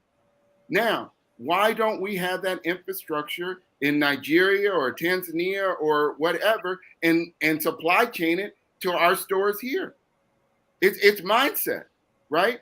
So here we have all these Black accountants and Black doctors and Black lawyers, right? And we need clients. Well, where are the businesses for those clients? Most of the stuff that I wind up doing for, Black people winds up being discounted or charity. Why? Because everybody wants the hookup. They want and O'Shea, Duke Jackson has talked about this repeatedly, and it's a real thing. If I build for every time that I've helped a friend or a family member, my God. And this is where we need to put the focus. What Go Black to Africa is talking about. Look, if you're going to buy property abroad, you have to have the lawyers on that side and this side. You got to move your money from here to there. You got to have the title. You got to have all of this stuff. Why are we not focusing on that? Instead, we've got a whole bunch of people running around here talking about, you know what the problem is? It's these new immigrants from Nigeria or these cats that came here from Jamaica. What? That's insane. And I just wanted to talk on one thing that Sympatcating was talking about. Look, in my view, part of the way that we solve our problem is to figure out how we got to the problem in the first place. Why did the Africans go to slavery in bullet points? Well, number one was that they started running out of gold in their gold mines, right? That was the big commodity. And the next big commodity was people, because they were an agrarian agricultural society. So when they started to run out of the gold, then the Europeans, who were at the time just using it as using West Africa as a place to resupply, that they said, well, hey, what about these people over here? And they showed that the Europeans had more sophisticated guns. The Africans had muskets, but what they didn't do was they didn't build on the technology. They did not have the gun mass production / finished goods to protect themselves. So when one tribe bought the guns and another tribe said, no, the one with the guns could defeat the one without. And it just became a circle. Now, why was that allowed to happen? And I don't want to get into a lot of, blah, blah, blah about it. Let me just get to the center of the circle. Part of it was when the Islamic slave trade, the Arab slave trade was there, the Arabs and the Black Africans who became Muslims were taking slaves. And when when Moorish Spain fell, the Arabs and the Jews there cut a deal with the Europeans to push the slave trade into Africa. So those Black Moors started taking Black Bantu slaves. Now, how was that allowed to happen? Was it because they just loved slavery? No, it was because they saw themselves as different. And that's part of the bigger problem, which is we're a very competitive people. I don't know, Dynast and Fitzgerald, you guys are football players, but almost all of us played sports of some level, probably at a high level. And it's because we love to compete. The problem is when we start seeing the other, who's another Black person, as not Black, as my brother. And that's still true to this day. So we gotta really do the deep reflection on how we got here to fix where we are. And I appreciate you guys because you're actually talking about it. Dynast, God bless you. Fitzgerald, God bless you for talking about this stuff. And thank you for giving me a minute. I just wanted to drop a dime on that and say, let's get it. So thank you. All right. Go ahead, Black man. Go ahead. All right. Hey, nice to hear from you guys, man. I think we need to teach our kids financial literacy, critical thinking, and they opened up a museum over here, Dennis, in Black to Africa. It's the International African Museum, and I'm taking my grandsons to that museum. I'm also teaching my grandson critical thinking and financial literacy. That is what's missing in the Black community. 95% of the Black community, whether educated or not, are financially illiterate. They don't know how to invest. They don't know how to open up their own company. It's slowly changing around, but that's generally what's going on. We got a lot of financial literacy. And then you got a lot of them, they don't even know their history. They don't know nothing about the Freedmen's Bank. They don't know nothing about none of their own history, man. You talk to some of these young guys. Well. Kamala Harris just said that the Freedmen's Bank is going to be, inclusive. So all minorities will have access to this Freedmen's Bank. That's coming from That's Kamala not, Harris. that's not, That's what she said. I'm just telling you what she said. It's going to be, it's the Rainbow Coalition. Everybody now is part of the Freedmen's Bank. I'm just telling you. I'm just telling you what she said. if you look at Reconstruction, if you know the history, see, you can go to the American Archives and look up all this stuff. But that's what I'm teaching my grandsons, how to really look up the research. It's very simple. You got a laptop, just type it in. And that was just like I was telling you about, about the museum that they opened up in Charleston, South Carolina. It's going to tell part of the other history of the Africans when they landed here in America. But, all that other stuff, FBA, I don't believe in none of that. Hey, I know my history. I know where my people, I can go right now to where my ancestors were slave. I can go actually right to the grave. All that other game that they play on the internet, I don't play them games. I teach my grandboys the right way. You got to be financially literate. You got to be a critical thinker. And if you do work for somebody, you get the skills, and then you start open up your own business. You can't keep working for somebody the rest of your life. That's not common sense. And I think the other part I would say is the tribalism in Africa. They must end that, Dennis. That must end. You can't have that going on. It just can't. Malcolm spoke about all this though. If you go look at the real Malcolm X documentary, he tell you how to solve all that, man. He tell you how to solve all that. Right. See, I really know my history. This ain't no, I think you know something. No, I know my history. Yes, sir. Black Lion, go ahead. Oh, hey guys, thanks for letting me have on the show. And the question of why we must build international relationships, yes, I 100% agree. Because personally, I think I'll say from African Americans and America standards, we are economically, of course psychologically, but we're economically way too far behind to compete with other ethnic groups by ourselves in this timeline, in a way. So I think getting involved economically and globally with the content can actually give us not only a powerful head start, but also a powerful way for us to catch up in a short amount of time. Because the thing is, one thing Dr. John Henry Clark mentioned, even one thing his last speech in the 80s when he said we have no friends, is that quote he said in the 80s is expanding even more every day, especially what we're seeing on the news and YouTube and how other ethnic groups are acting towards us. And I think for us, honestly, that should be our big, that like I think you said it, John, like Africa is literally our biggest trump card, our most powerful trump card at that. And so we honestly at this point, because we don't have a choice, because when we talk about like getting involved with Africa, like Mike, when we talk about stuff and we talk like the civil rights movement, I honestly would say that the civil rights movement, in my opinion, I don't think it was, to me, it wasn't that effective. Because in my opinion, while you saw like the Freedom Riders or Malcolm X or Garvey, we never went to them. We never fought white racism in like as a nation. We come at them at like gangs, like individual gangs. We never went after them like a nation compared to like other countries did. So I think getting at least a couple of African countries to get involved globally will be powerful enough to at least compete with other nations out here. Because at this point, we already proven to the world, especially to ourselves, that we can't do this by ourselves. We don't have the psychology. We don't have the mentality.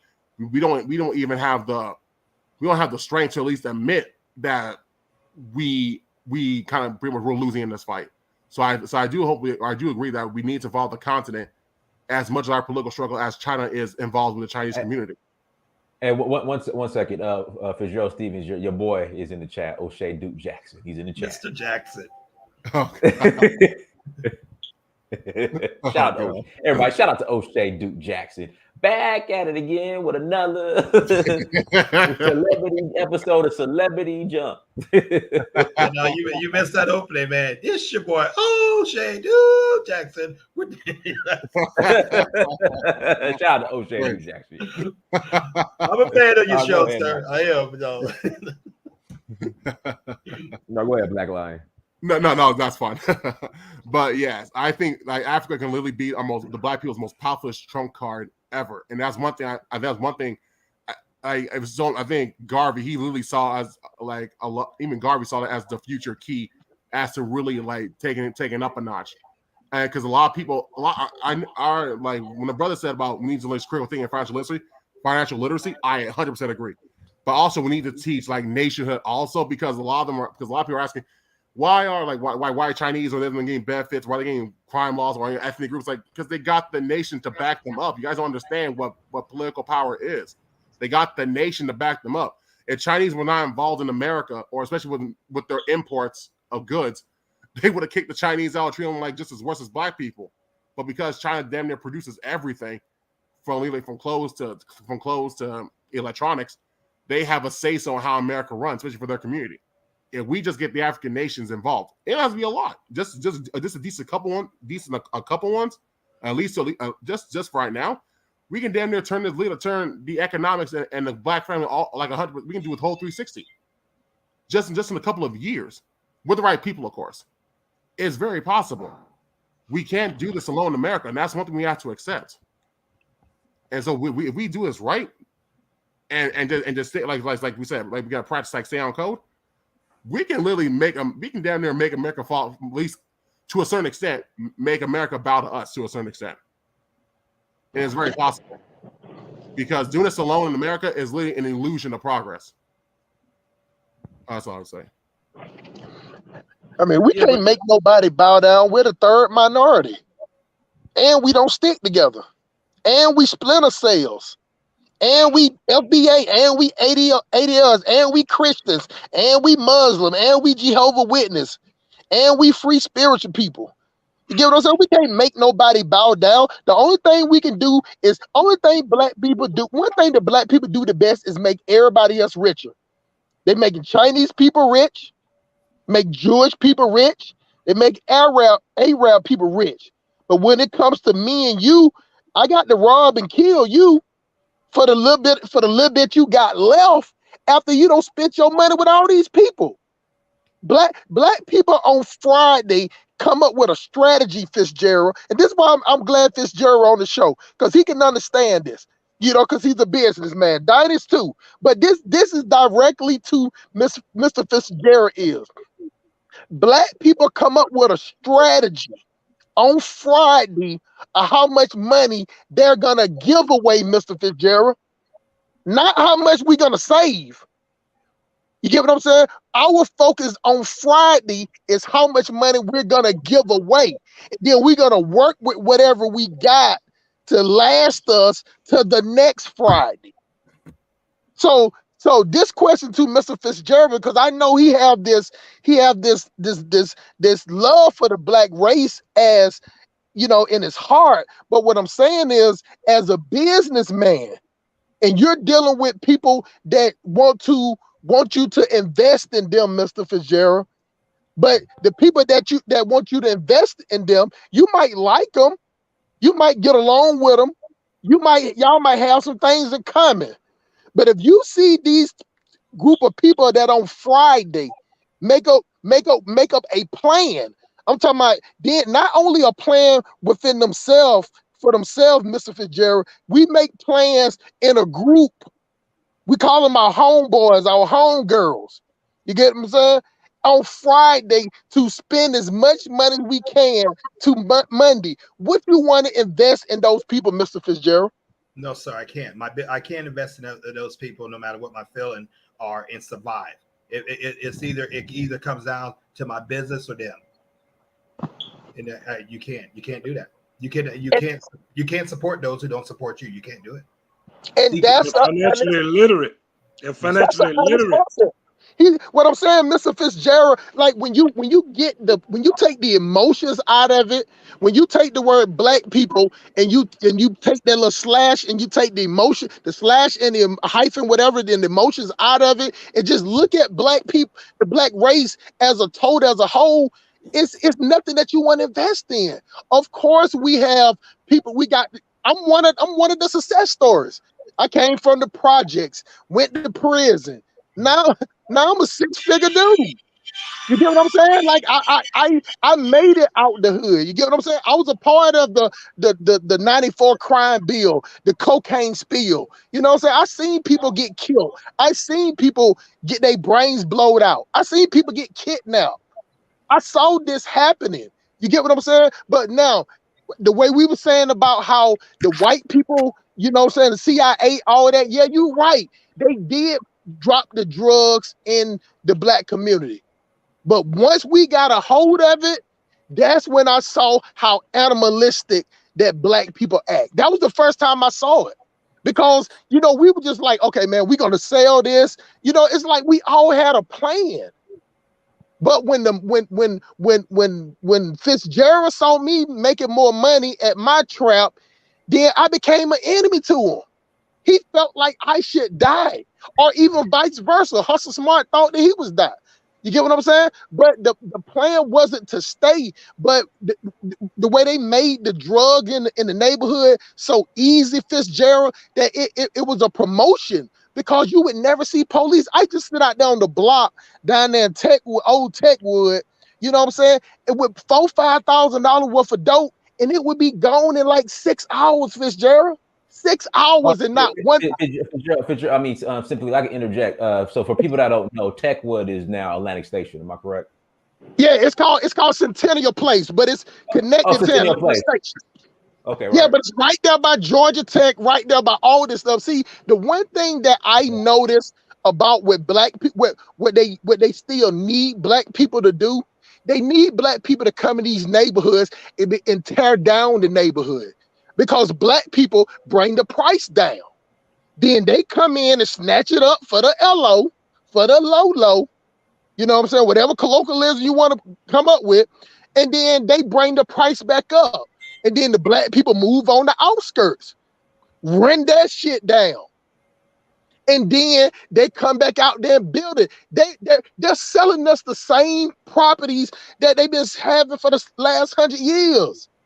You know what I'm saying? It just shocks me how street smart that black people can be. But when it comes to business, we don't want to do that. We'd rather go work a job for 30, 40 years just so we don't have to fill out an I-9, just so that we don't have to keep up with our receipts.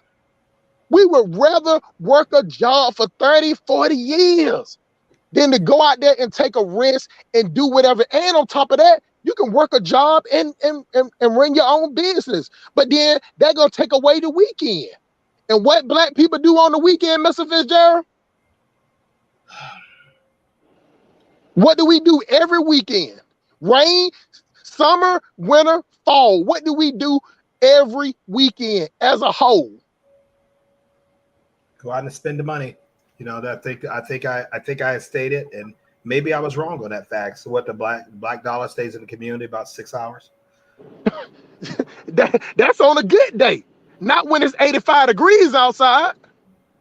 You get what I'm saying? If it's 85 degrees outside, some black people, when I talk to a lot of people, even family members, I talk to them on Friday, they don't even get home for work to 12, 1 or 2 o'clock in the morning. Monday through Thursday, they at the house faithfully. By 6, 8 o'clock, they don't went to the grocery stores, whatever. But on Friday, Saturday, Sunday is how late that I can stay out. And the thing about it, it's not sexy. It's not sexy in our community to save money. It's more sexy to go out in the streets, shake your stinking ass, and give away your money. And the guys chasing the females, they're shaking their stinking ass. This is just what we do every weekend, to the point that it's some type of fame, some type of claim to fame. What you do this weekend? Man, I went to the club and met this chick. Did you do anything, to help yourself? Read a book, watch a documentary, help yourself, look at your taxes, get all your paperwork together. No, man, but I bought these condoms, and I bust this chick up. That's the conversation. So the point is, if I come up, trying to talk about my business, Dynas, they'll be like, oh man, Hustle Smart don't change. Oh, yeah, he ain't gangster no more. He ain't gonna put in no work no more. You get what I'm saying? So it's like I'm not even as ghetto as I am, Dynas, as ghetto as I am, I'm still not accepted to where I'm at, where I grew up at, because I'm not doing degenerate behavior no more. You get what I'm saying? They can smell the suburbs on me. So it's the same way, like how politicians come. Even when you get the politicians, when I'm all over the world, I see these politicians out there when they come to them white people area. The politicians, they still show up in they suit and tie. They talk the same. You get what I'm saying? They might have somebody in the community might come up and yell some country shit out. You know what I'm saying? But at the end of the day, they talk the same. But when it comes to black people, they get to shucking and jiving. Start talking about they got hot sauce. You get what I'm saying? Start talking about doing the electric slide, blowing the saxophone. Start talking about God, the Lord, and the church. Because those are the trigger words to make black people be like, he one of us. And it's sad because I know so many people that just will not do, will not do, they don't want to do nothing. My homeboy right now, I got his food stamp card right in my wallet. He get $250 at the beginning of the week, Dynas, and he get another 95 on the 20th, or whatever. And he sell me his food stamps. And he don't want to do anything to jeopardize that free money. Even though I ain't giving him out of $350, I'm giving him $175. That's still money that he can take and he can go buy him an ounce of weed or something he can flip in the neighborhood, because it's easier to do nothing in the black neighborhood. That's why we're so comfortable. You get what I'm saying? So, one thing about white people let you know that, you ain't accepted out there in their neighborhoods. Or if you do come out there, you got to kind of go with the flow. But in the black neighborhood, everybody's accepted, because everybody is considered a customer. Because the black neighborhoods, in every inner city in the United States is where most of the black people are at. And if it's most of the black people are at, that's where most of the drugs are being sold. So they love white people coming in the neighborhoods because they think that these white people is going to be customers. You get what I'm saying? So it's a weird dynamic, you know what I'm saying? But we won't even go out to their neighborhood because we know we ain't accepted. We'll go to the malls, you know what I'm saying? But after that, just like at Lennox Mall, Dynas, man, they got 50-11 polices in there now. You get what I'm saying? So now they I think they just implemented a rule where if you're like under the age of 16, you 18. can't go into the mall. Yeah, you can't even. If you're under 18 without a parent, they will physically take you out of the mall. They will call your parents first, and then if not, they would either get you an Uber or somewhere, and you got to leave that place. But what does that make happen, Dynas? That means that they all go back to the train station and they all hover down in the 5 Point area. And where's the 5 Point area? That's in the black neighborhood. You get what I'm saying? So they ain't trying to rectify a situation. They not trying to rectify a problem. They just trying to push the problem out their neighborhoods. You know what I'm saying? Go back. You want to destroy something? Go destroy something in your black neighborhood. The police ain't gonna come until somebody calls us. See, that's the difference. The police, they protect their neighborhoods. They serve and protect their neighborhood. They police the black community. And that's just how it is.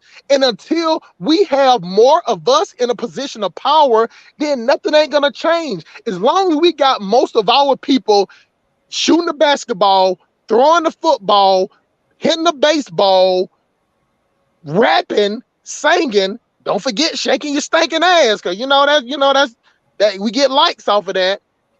And as long as we got our people in that, we ain't got nobody in power. We just got popular people. That's where black people are. We're popular with no power. And that ain't a recipe for success. That's a recipe for disaster. So even though we're gonna be like the Titanic, if y'all remember the movie Titanic, with the orchestra still playing their violins and clarinets while the ship is sinking. That's what we're. So if y'all thinking that it's Hustle Smart calling the black race the Titanic, yeah, we're sinking. And everybody else is progressing. And if you ever notice, Dinus, how everybody come on the show, they always talk about where we want to start. So by that definition, by that logic, if you got 100 guests come on your show and everybody talking about that we got to start here, that means we ain't started. That means that we ain't even got a collective plan to start. So I can understand why the politicians have chosen the Latino people. You get what I'm saying? Because black people, we just vote. We vote whatever. We vote based on our feelings. They know that about us. So all they got to do is play the emotional card. And we got black people. We ain't got to give them nothing. They like symbolism. They like trinkets. You know what I'm saying? Tell the police don't come and don't violate in their neighborhoods that often. Pull the state troopers off the interstate for a couple of months. Don't give them no tickets. Don't do no raids. Don't kick in no doors for about a month or two. That's all black people want. But every other race of people is sticking together because every other group of people they support. If Dinus brother Fitzgerald come up with some type of plan of union, we don't support that. We'll watch, but we're not gonna support with money. And anybody that's running a major organization, you got to be able. You and Mr. Fitzgerald, y'all got to be able to sit on y'all ass and come up with plan and strategy all day. Y'all ain't got time to be clocking in. Y'all ain't got time to be looking at no stocks and trying to look at how the stock trending. Y'all job is to work on the black race, but you can't do that broke. Even racist, even redneck, dumb, racist white people, they still donate. The Ku Klux Klan is a multi-million-dollar organization. The black, how much money the Black Panther got? How much money LBA got? How much money ADOS got? We don't support it. And then on top of that, if we do support it, it's a one-time thing.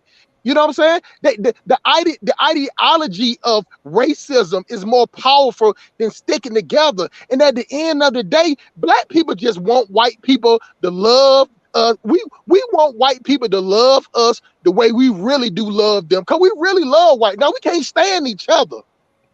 Oh, we hate each other. You know what I'm saying? I wish a nigga would. But when it comes to white people, we want to smile. That's why we smile more.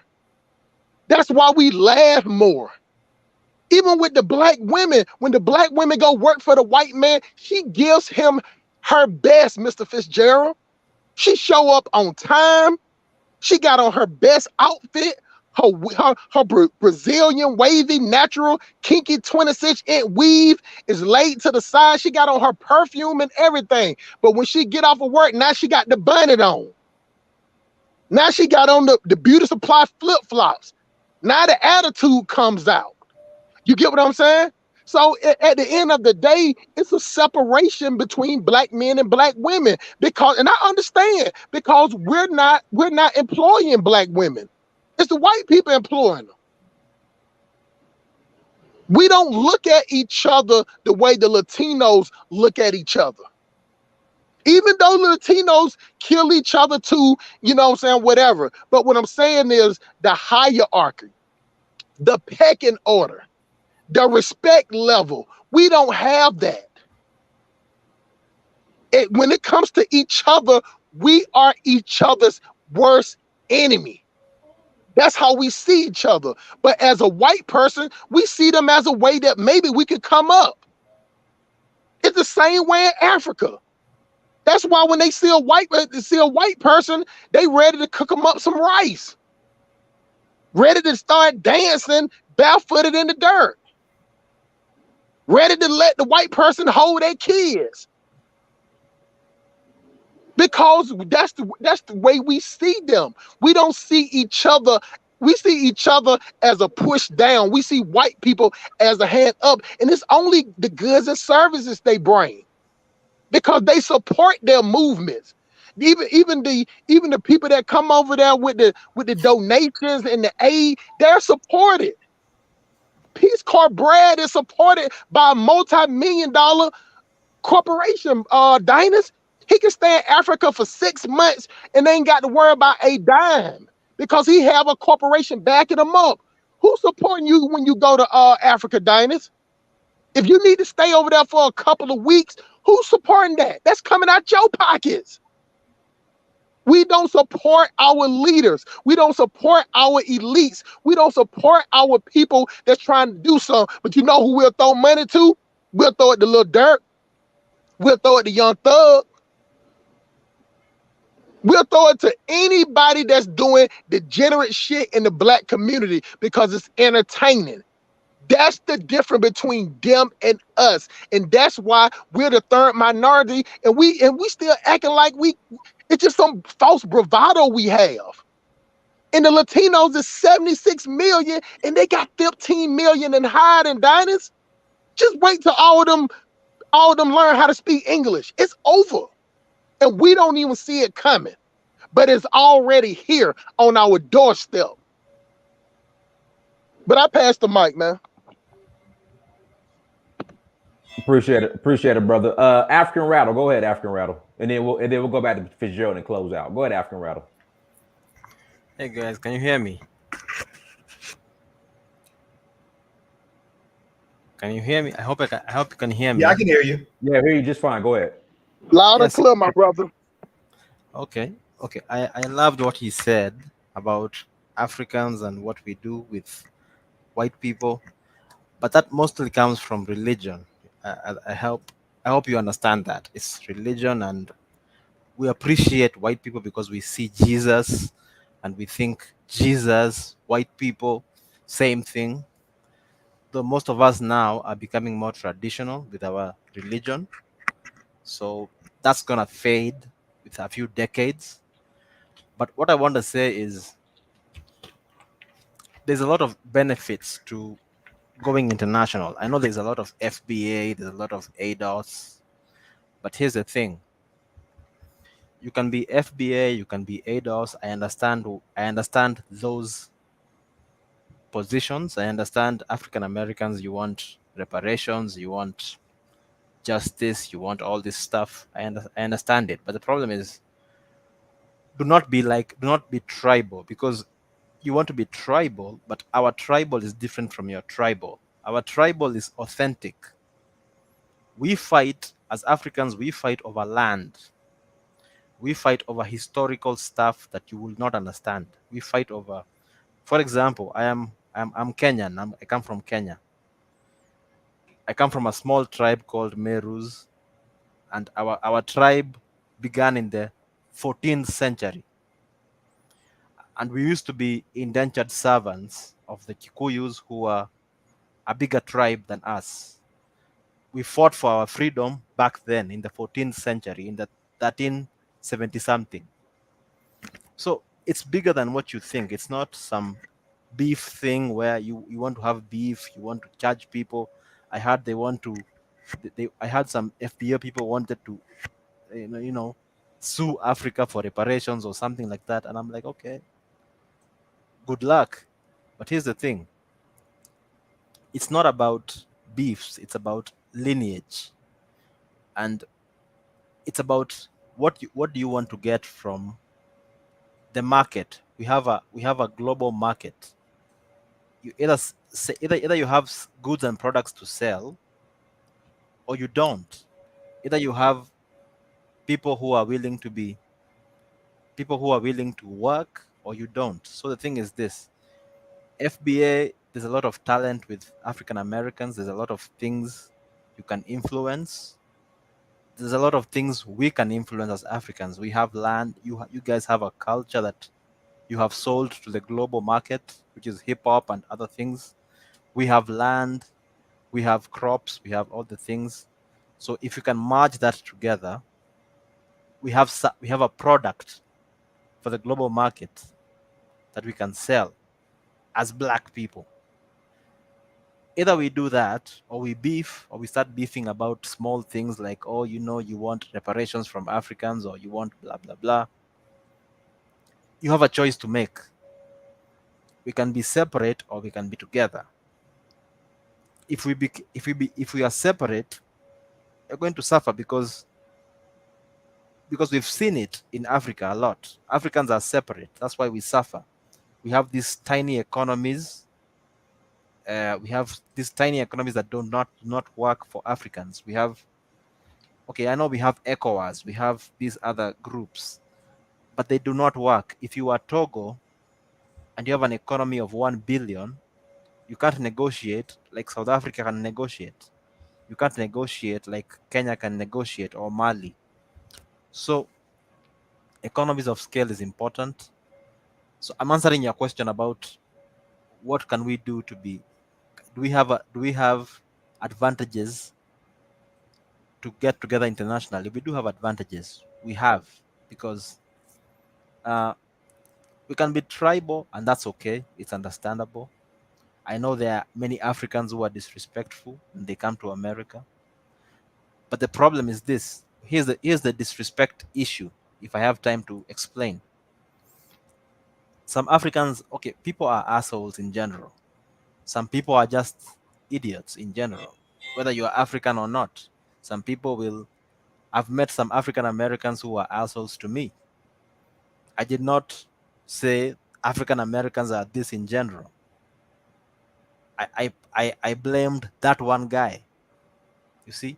But the thing is, there's a lot of emotionality in African American communities that you meet one African who treats you badly, and it's all of us.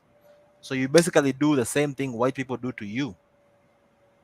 If a white person treats you badly, you say white people. And if an African does something to you, you say Africans. So it's the same thing. It's is a thing. An African immigrant or any immigrant, when you go to a place where that's richer than your country, I'm not coming to America to be part of the BLM movement. I'm sorry. As much as I love you as my brother, and I see you're being shot by cops, I'm coming here if I'm there on an education Well, visa. BLM ran off with 90 million anyway, so that's Yeah, I don't blame you. I'm saying this is the thing. I'm not coming to America to fight the power. Fight. I'm there on a student visa. I'm there to do something, to do business. Same thing here in Kenya. We have African Americans who come here.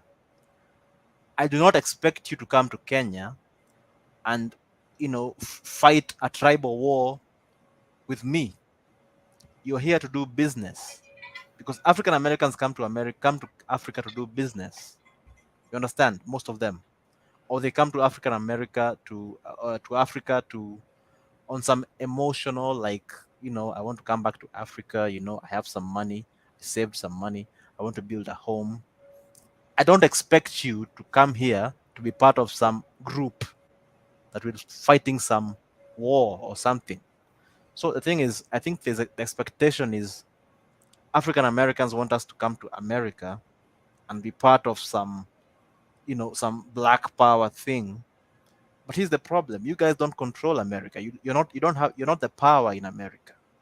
I can be I can be deported tomorrow, and you won't help me. So the thing is this: I come to America for a mission. I'm there for school. I'm there for business. I'm there for something. I'm gonna do that and complete it, make money, send it back home, build my home back. I have two homes, for example, myself. Here's the thing about how you can benefit as African Americans in Africa. For example, I have two homes. I have one in the village. I have one in the city. Okay, the city area. My house, I have a 1 bedroom house that costs $94 a month to rent. That's nothing for an African American. If $94 is nothing for an African, you can come here and rent a home, a good apartment, 1 bedroom, on $50 a month. You can't get that where you're from, but you can get a good apartment, nice neighborhood, $150 a month. That's what What's what you can get from Africa. That's what you can get from the islands. But if you stay in this FBA ADOS bubble, you're missing out on that. And as Dynast has shown me, I've been following Dynast. You have citizenship to a few African countries, so you can take advantage of that. But Correct. I see people trolling you, or Dynast is is the same, the usual nonsense, where because you don't know something different, you're going to troll it because you're afraid of it. So there's a lot of advantages you can get from coming to Africa, because our currency right now, the Kenyan currency, is not anything. If you compare the Kenyan currency to the American dollar, it's done. I mean, the inflation is crazy. If you come to Kenya right now with $3,000, I mean, you're balling. You're balling, and it's nothing to you guys. I'm sure $3,000 is nothing to you. Both of you guys, you're African Americans, you're making good money. I'm sure. If you come here, you're balling. But most of you do not have that vision. You just want to stay in your state. You want to stay in your area. You don't want to think about, you have this thing where, I'm an Indian, I'm not African, this FBA stuff, and you're missing out on stuff. If I was in your position, I would make the money. If I can get the money, remotely, come to Africa, build a home. Nobody will stop you. I don't think most African politicians and chiefs, they have been exposed to some hip hop or some Obama or something. So when you come here, they'll give you respect. They'll hear you out. They'll give you respect. When they hear your accent, they'll be like, okay, these guys are important or something. So all this FBA stuff, ADOS stuff, is you guys just getting in your own way, and that's on you, to be honest. That's all I can say. Okay. All right, we appreciate it. Hey, what we'll do, we'll go ahead and close out. Brother Fitzgerald, anything else, anything like to share in closing? I'd like to thank the audience. I'd like to thank the contributors. I am also a student of this platform, as well as a contributor, but some incredible points were made today. Much respect, much appreciation for everyone, especially those who participated. But as my comments were during my opening, it all starts with the unity of the global Black family. All starts there. We have a starting ground, has to be the family, traditional Black family, husband, wives, children raised up in an atmosphere that is conducive for their learning, their benefit, teaching economics, teaching critical thinking. Then once you establish that with the families who want to work with you, no matter what part of the world they're in, then you start amassing your economic power. Then once you use your economic power, you use that to purchase political power. And once you have the political power, you can really, really make lasting change, not only your lives, but the lives of your children's children. If that is not followed, we will be extinct.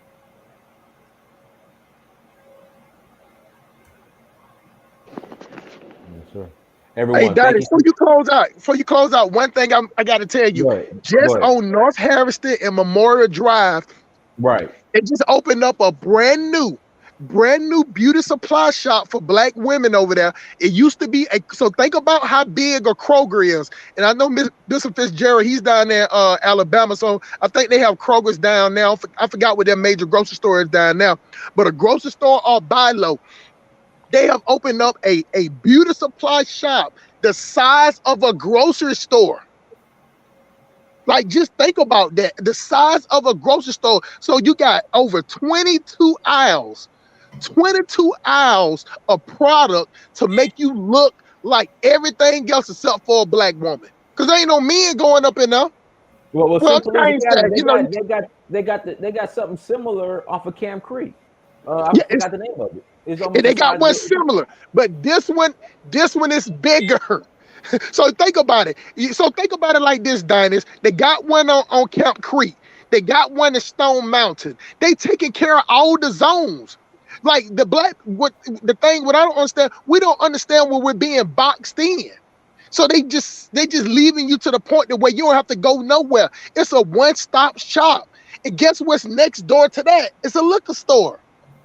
Oh, and a Boost Mobile place. You get what I'm saying? So you got everything right there that you ain't got to go that far. You ain't got to catch an Uber to this place and that place.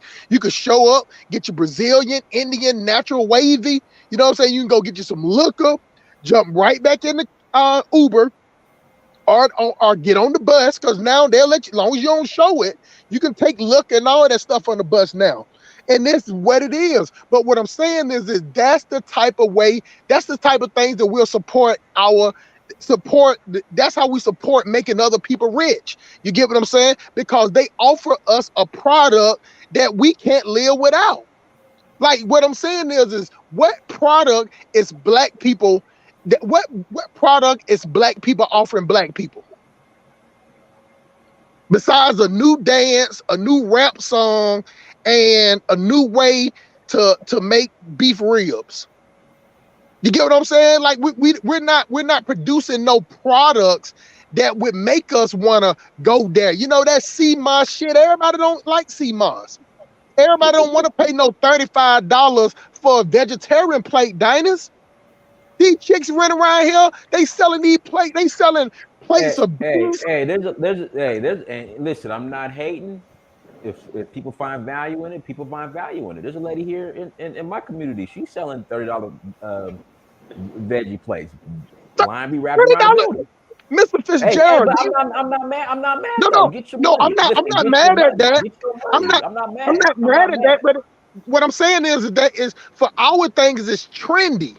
You get what I'm saying? Like, I'm saying that's not gonna last forever where people, you know what I'm saying? It's like a .com thing, you know what I'm saying? But far as like this, far as vegetarian food, you know what I'm saying? Like, it's $30 for some Brussels sprouts, some greens, and some vegan macaroni and cheese, Mr. Fitzgerald, $30.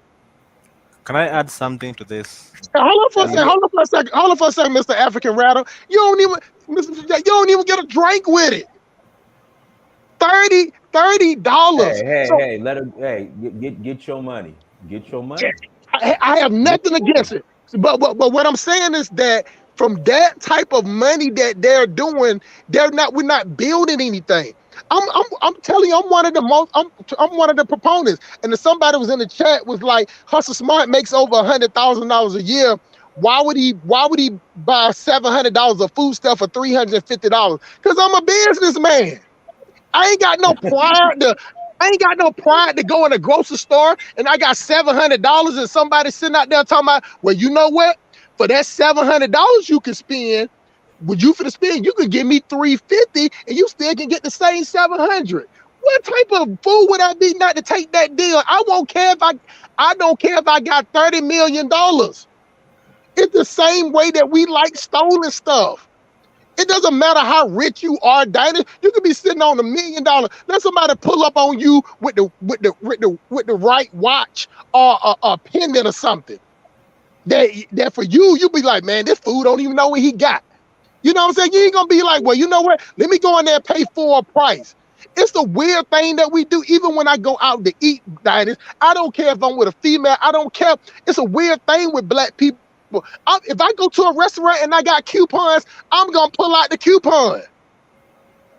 I don't care how much money I got, but that's a black people thing that we promote to each other. Oh, we supposed to go to their places and pay full prices. Mr. Fitzgerald, we take pictures of their receipt. We take pictures on how much we tipped. But if you bring a coupon to a dinner, then you're a cheap man. Or a black man would feel like shameful. It's the weirdest thing in the world. She gonna fuck. She gonna fuck. She gonna fuck. She ain't gonna bust that pussy wide open because you pulled out a $10 gift card for Red Lobster. She happy to get the food because she didn't have to do nothing to get it. All she had to do was put on some leggings and sway across the goddamn parking lot and jump in your car. That's why we have professional men competing for a broke chick. You see, I'm trying to keep it PG today, dog. I'm keeping it real PG for you today. So that's what I'm saying. Like these are the type of rational thought process that we have as black people. Why? I hope every time I go to the grocery store, it's somebody out there in the parking lot want to sell me some food stamps. I don't care how much money. The name of the game is to have more money than you had the day before. But just by that ignorant statement, we have this thing, same way in the black strip club, you're supposed to go in there and spend all your money. Diners, they shame you in the strip club if you try to walk out of there with your ones. Shame you. Try to shame you. Hold on. I'll one up you. If you in a strip club for 15, 20 minutes and you ain't spending no money, they kicking you out. Bruh, they telling you that it's a 2-drink minimum within the first hour and a 4-drink minimum total if you ain't spending no money. This is the degenerate behavior that we idolize, that we support to. So where's the number one place to go to in the black community? The number one place is the strip club. We're talking about as a majority. So it's the same way that some black people like to go to church and get a 10%. It's the same way that a lot of black people, black men and women, go to the strip club and they're gonna drop their 10. Matter of fact, black people gonna spend more money in the strip club for a fantasy, a sexy fantasy, than they do at the church. The church ain't selling you but some hope. 7 grams. They selling you 7 grams of hope for 10% of your check. But the strip club just giving you a fantasy, so you'll go in there and throw all your money away. And that's where we at. So what I'm saying is I have nothing against people making their money, but we ain't trying to build nothing. Out of all the people, I appreciate all the love that y'all been giving me in the chat. I know y'all love her. I know deep down inside y'all love Hustle Smart. So what I'm gonna do for y'all, I got a special offer. You can take your ugly, broke, hustling ass over there to the Silk Police Academy and you can get this work, because no matter if you don't like the delivery, it is nothing wrong with what I'm saying. Every point that I'm saying against the black race is a solution in the statement. All you got to do is turn around and say what I'm saying that black people are not doing, and turn around and say that, well, okay, black people, we are gonna do this, then nobody can touch us.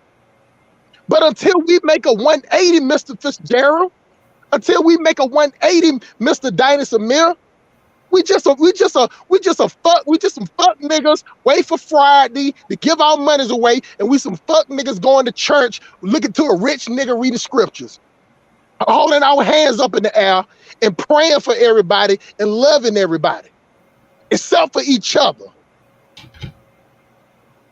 Yes, sir. Hey, African Rattle, go ahead, and we're closing out. Go ahead, African Rattle.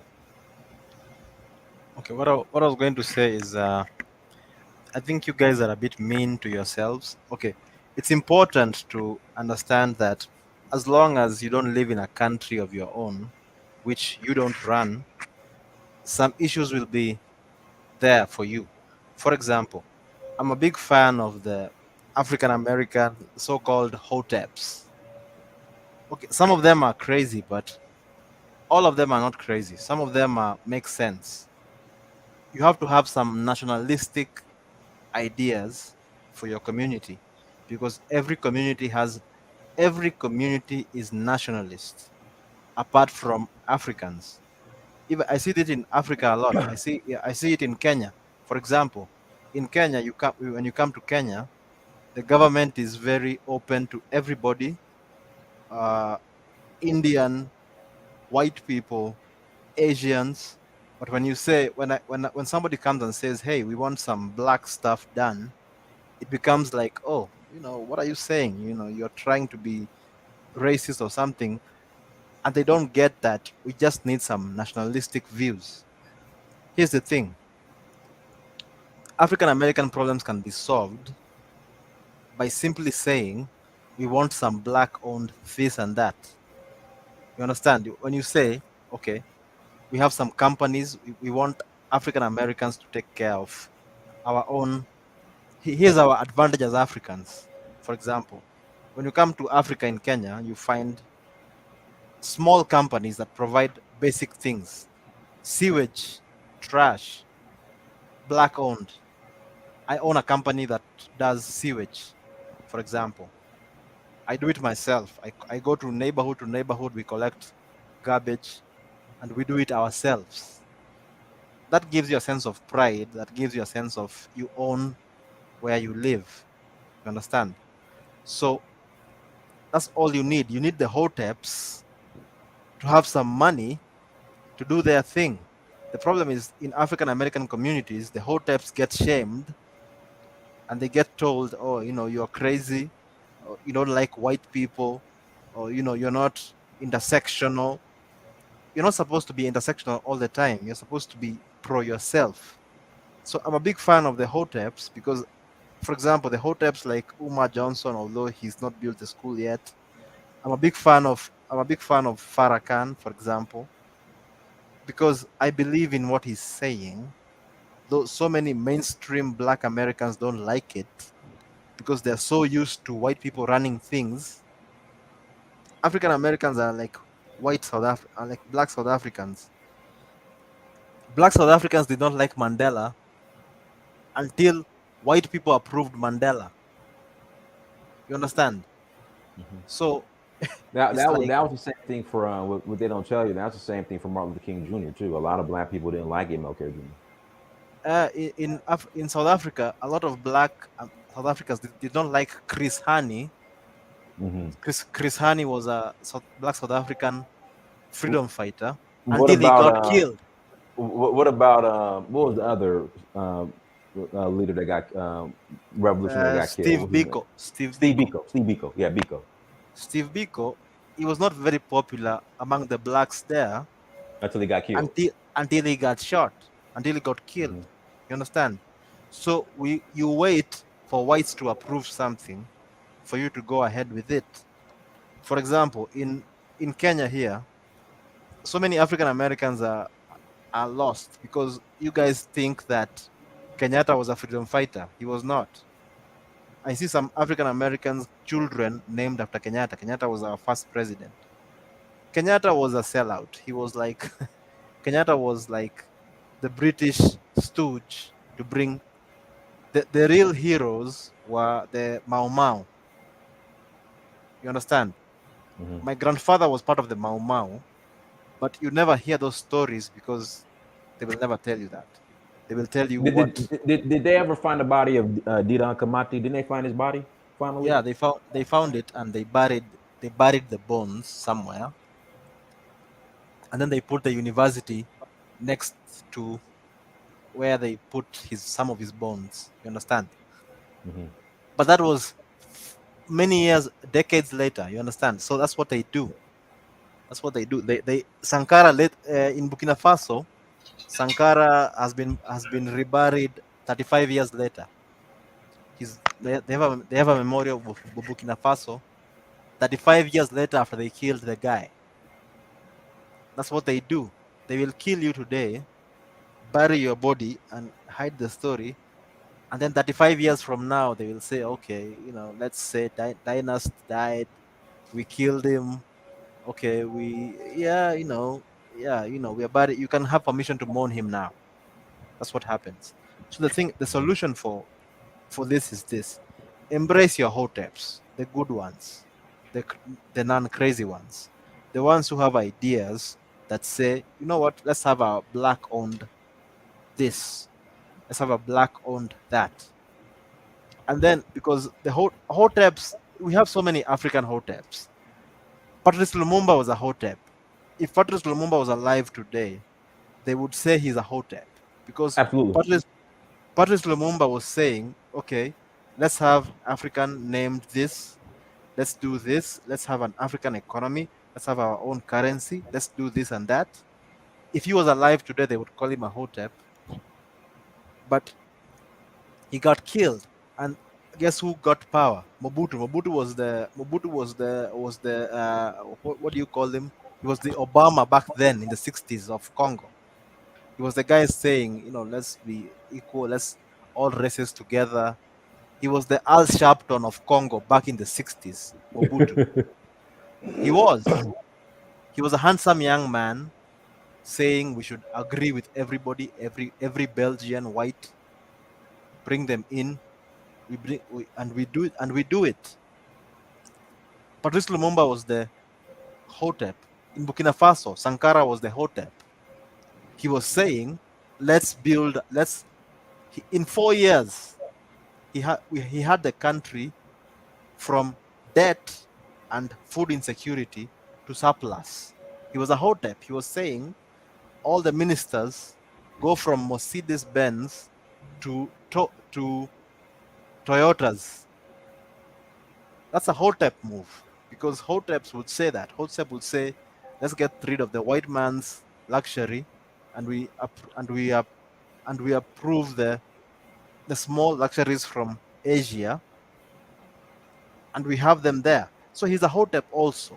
So the thing is this: appreciate the Hoteps, the good ones. I know there's some crazy Hoteps there, but appreciate the good ones and support their ideas.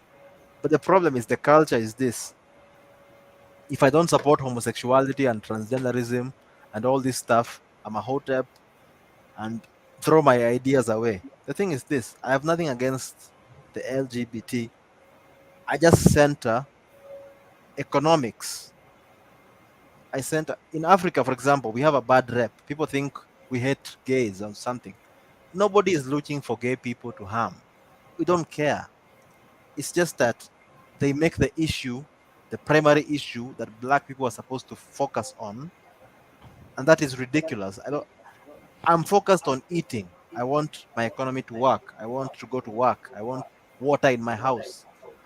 I don't care about what you do in your bedroom. The thing is, so embrace your Hoteps. I like the Hoteps in African American societies because they're very real. You guys would be Hoteps, actually. Most people would consider Dynast a Hotep, Fitzgerald a Hotep, and you should be proud of that, because Hotep has become a slur now. I see it a lot, and you should appreciate it. I'm a Hotep myself. I'm an African Hotep, because everything I do, I run it. I own my farm. I own my companies. I'm good. So be Hoteps and be proud. That's what I can say. So, hey, everyone, thank you so much for joining. Like, share, and subscribe. Until next time, family, Dynasty Mirror Search for Huru. Peace. We gone.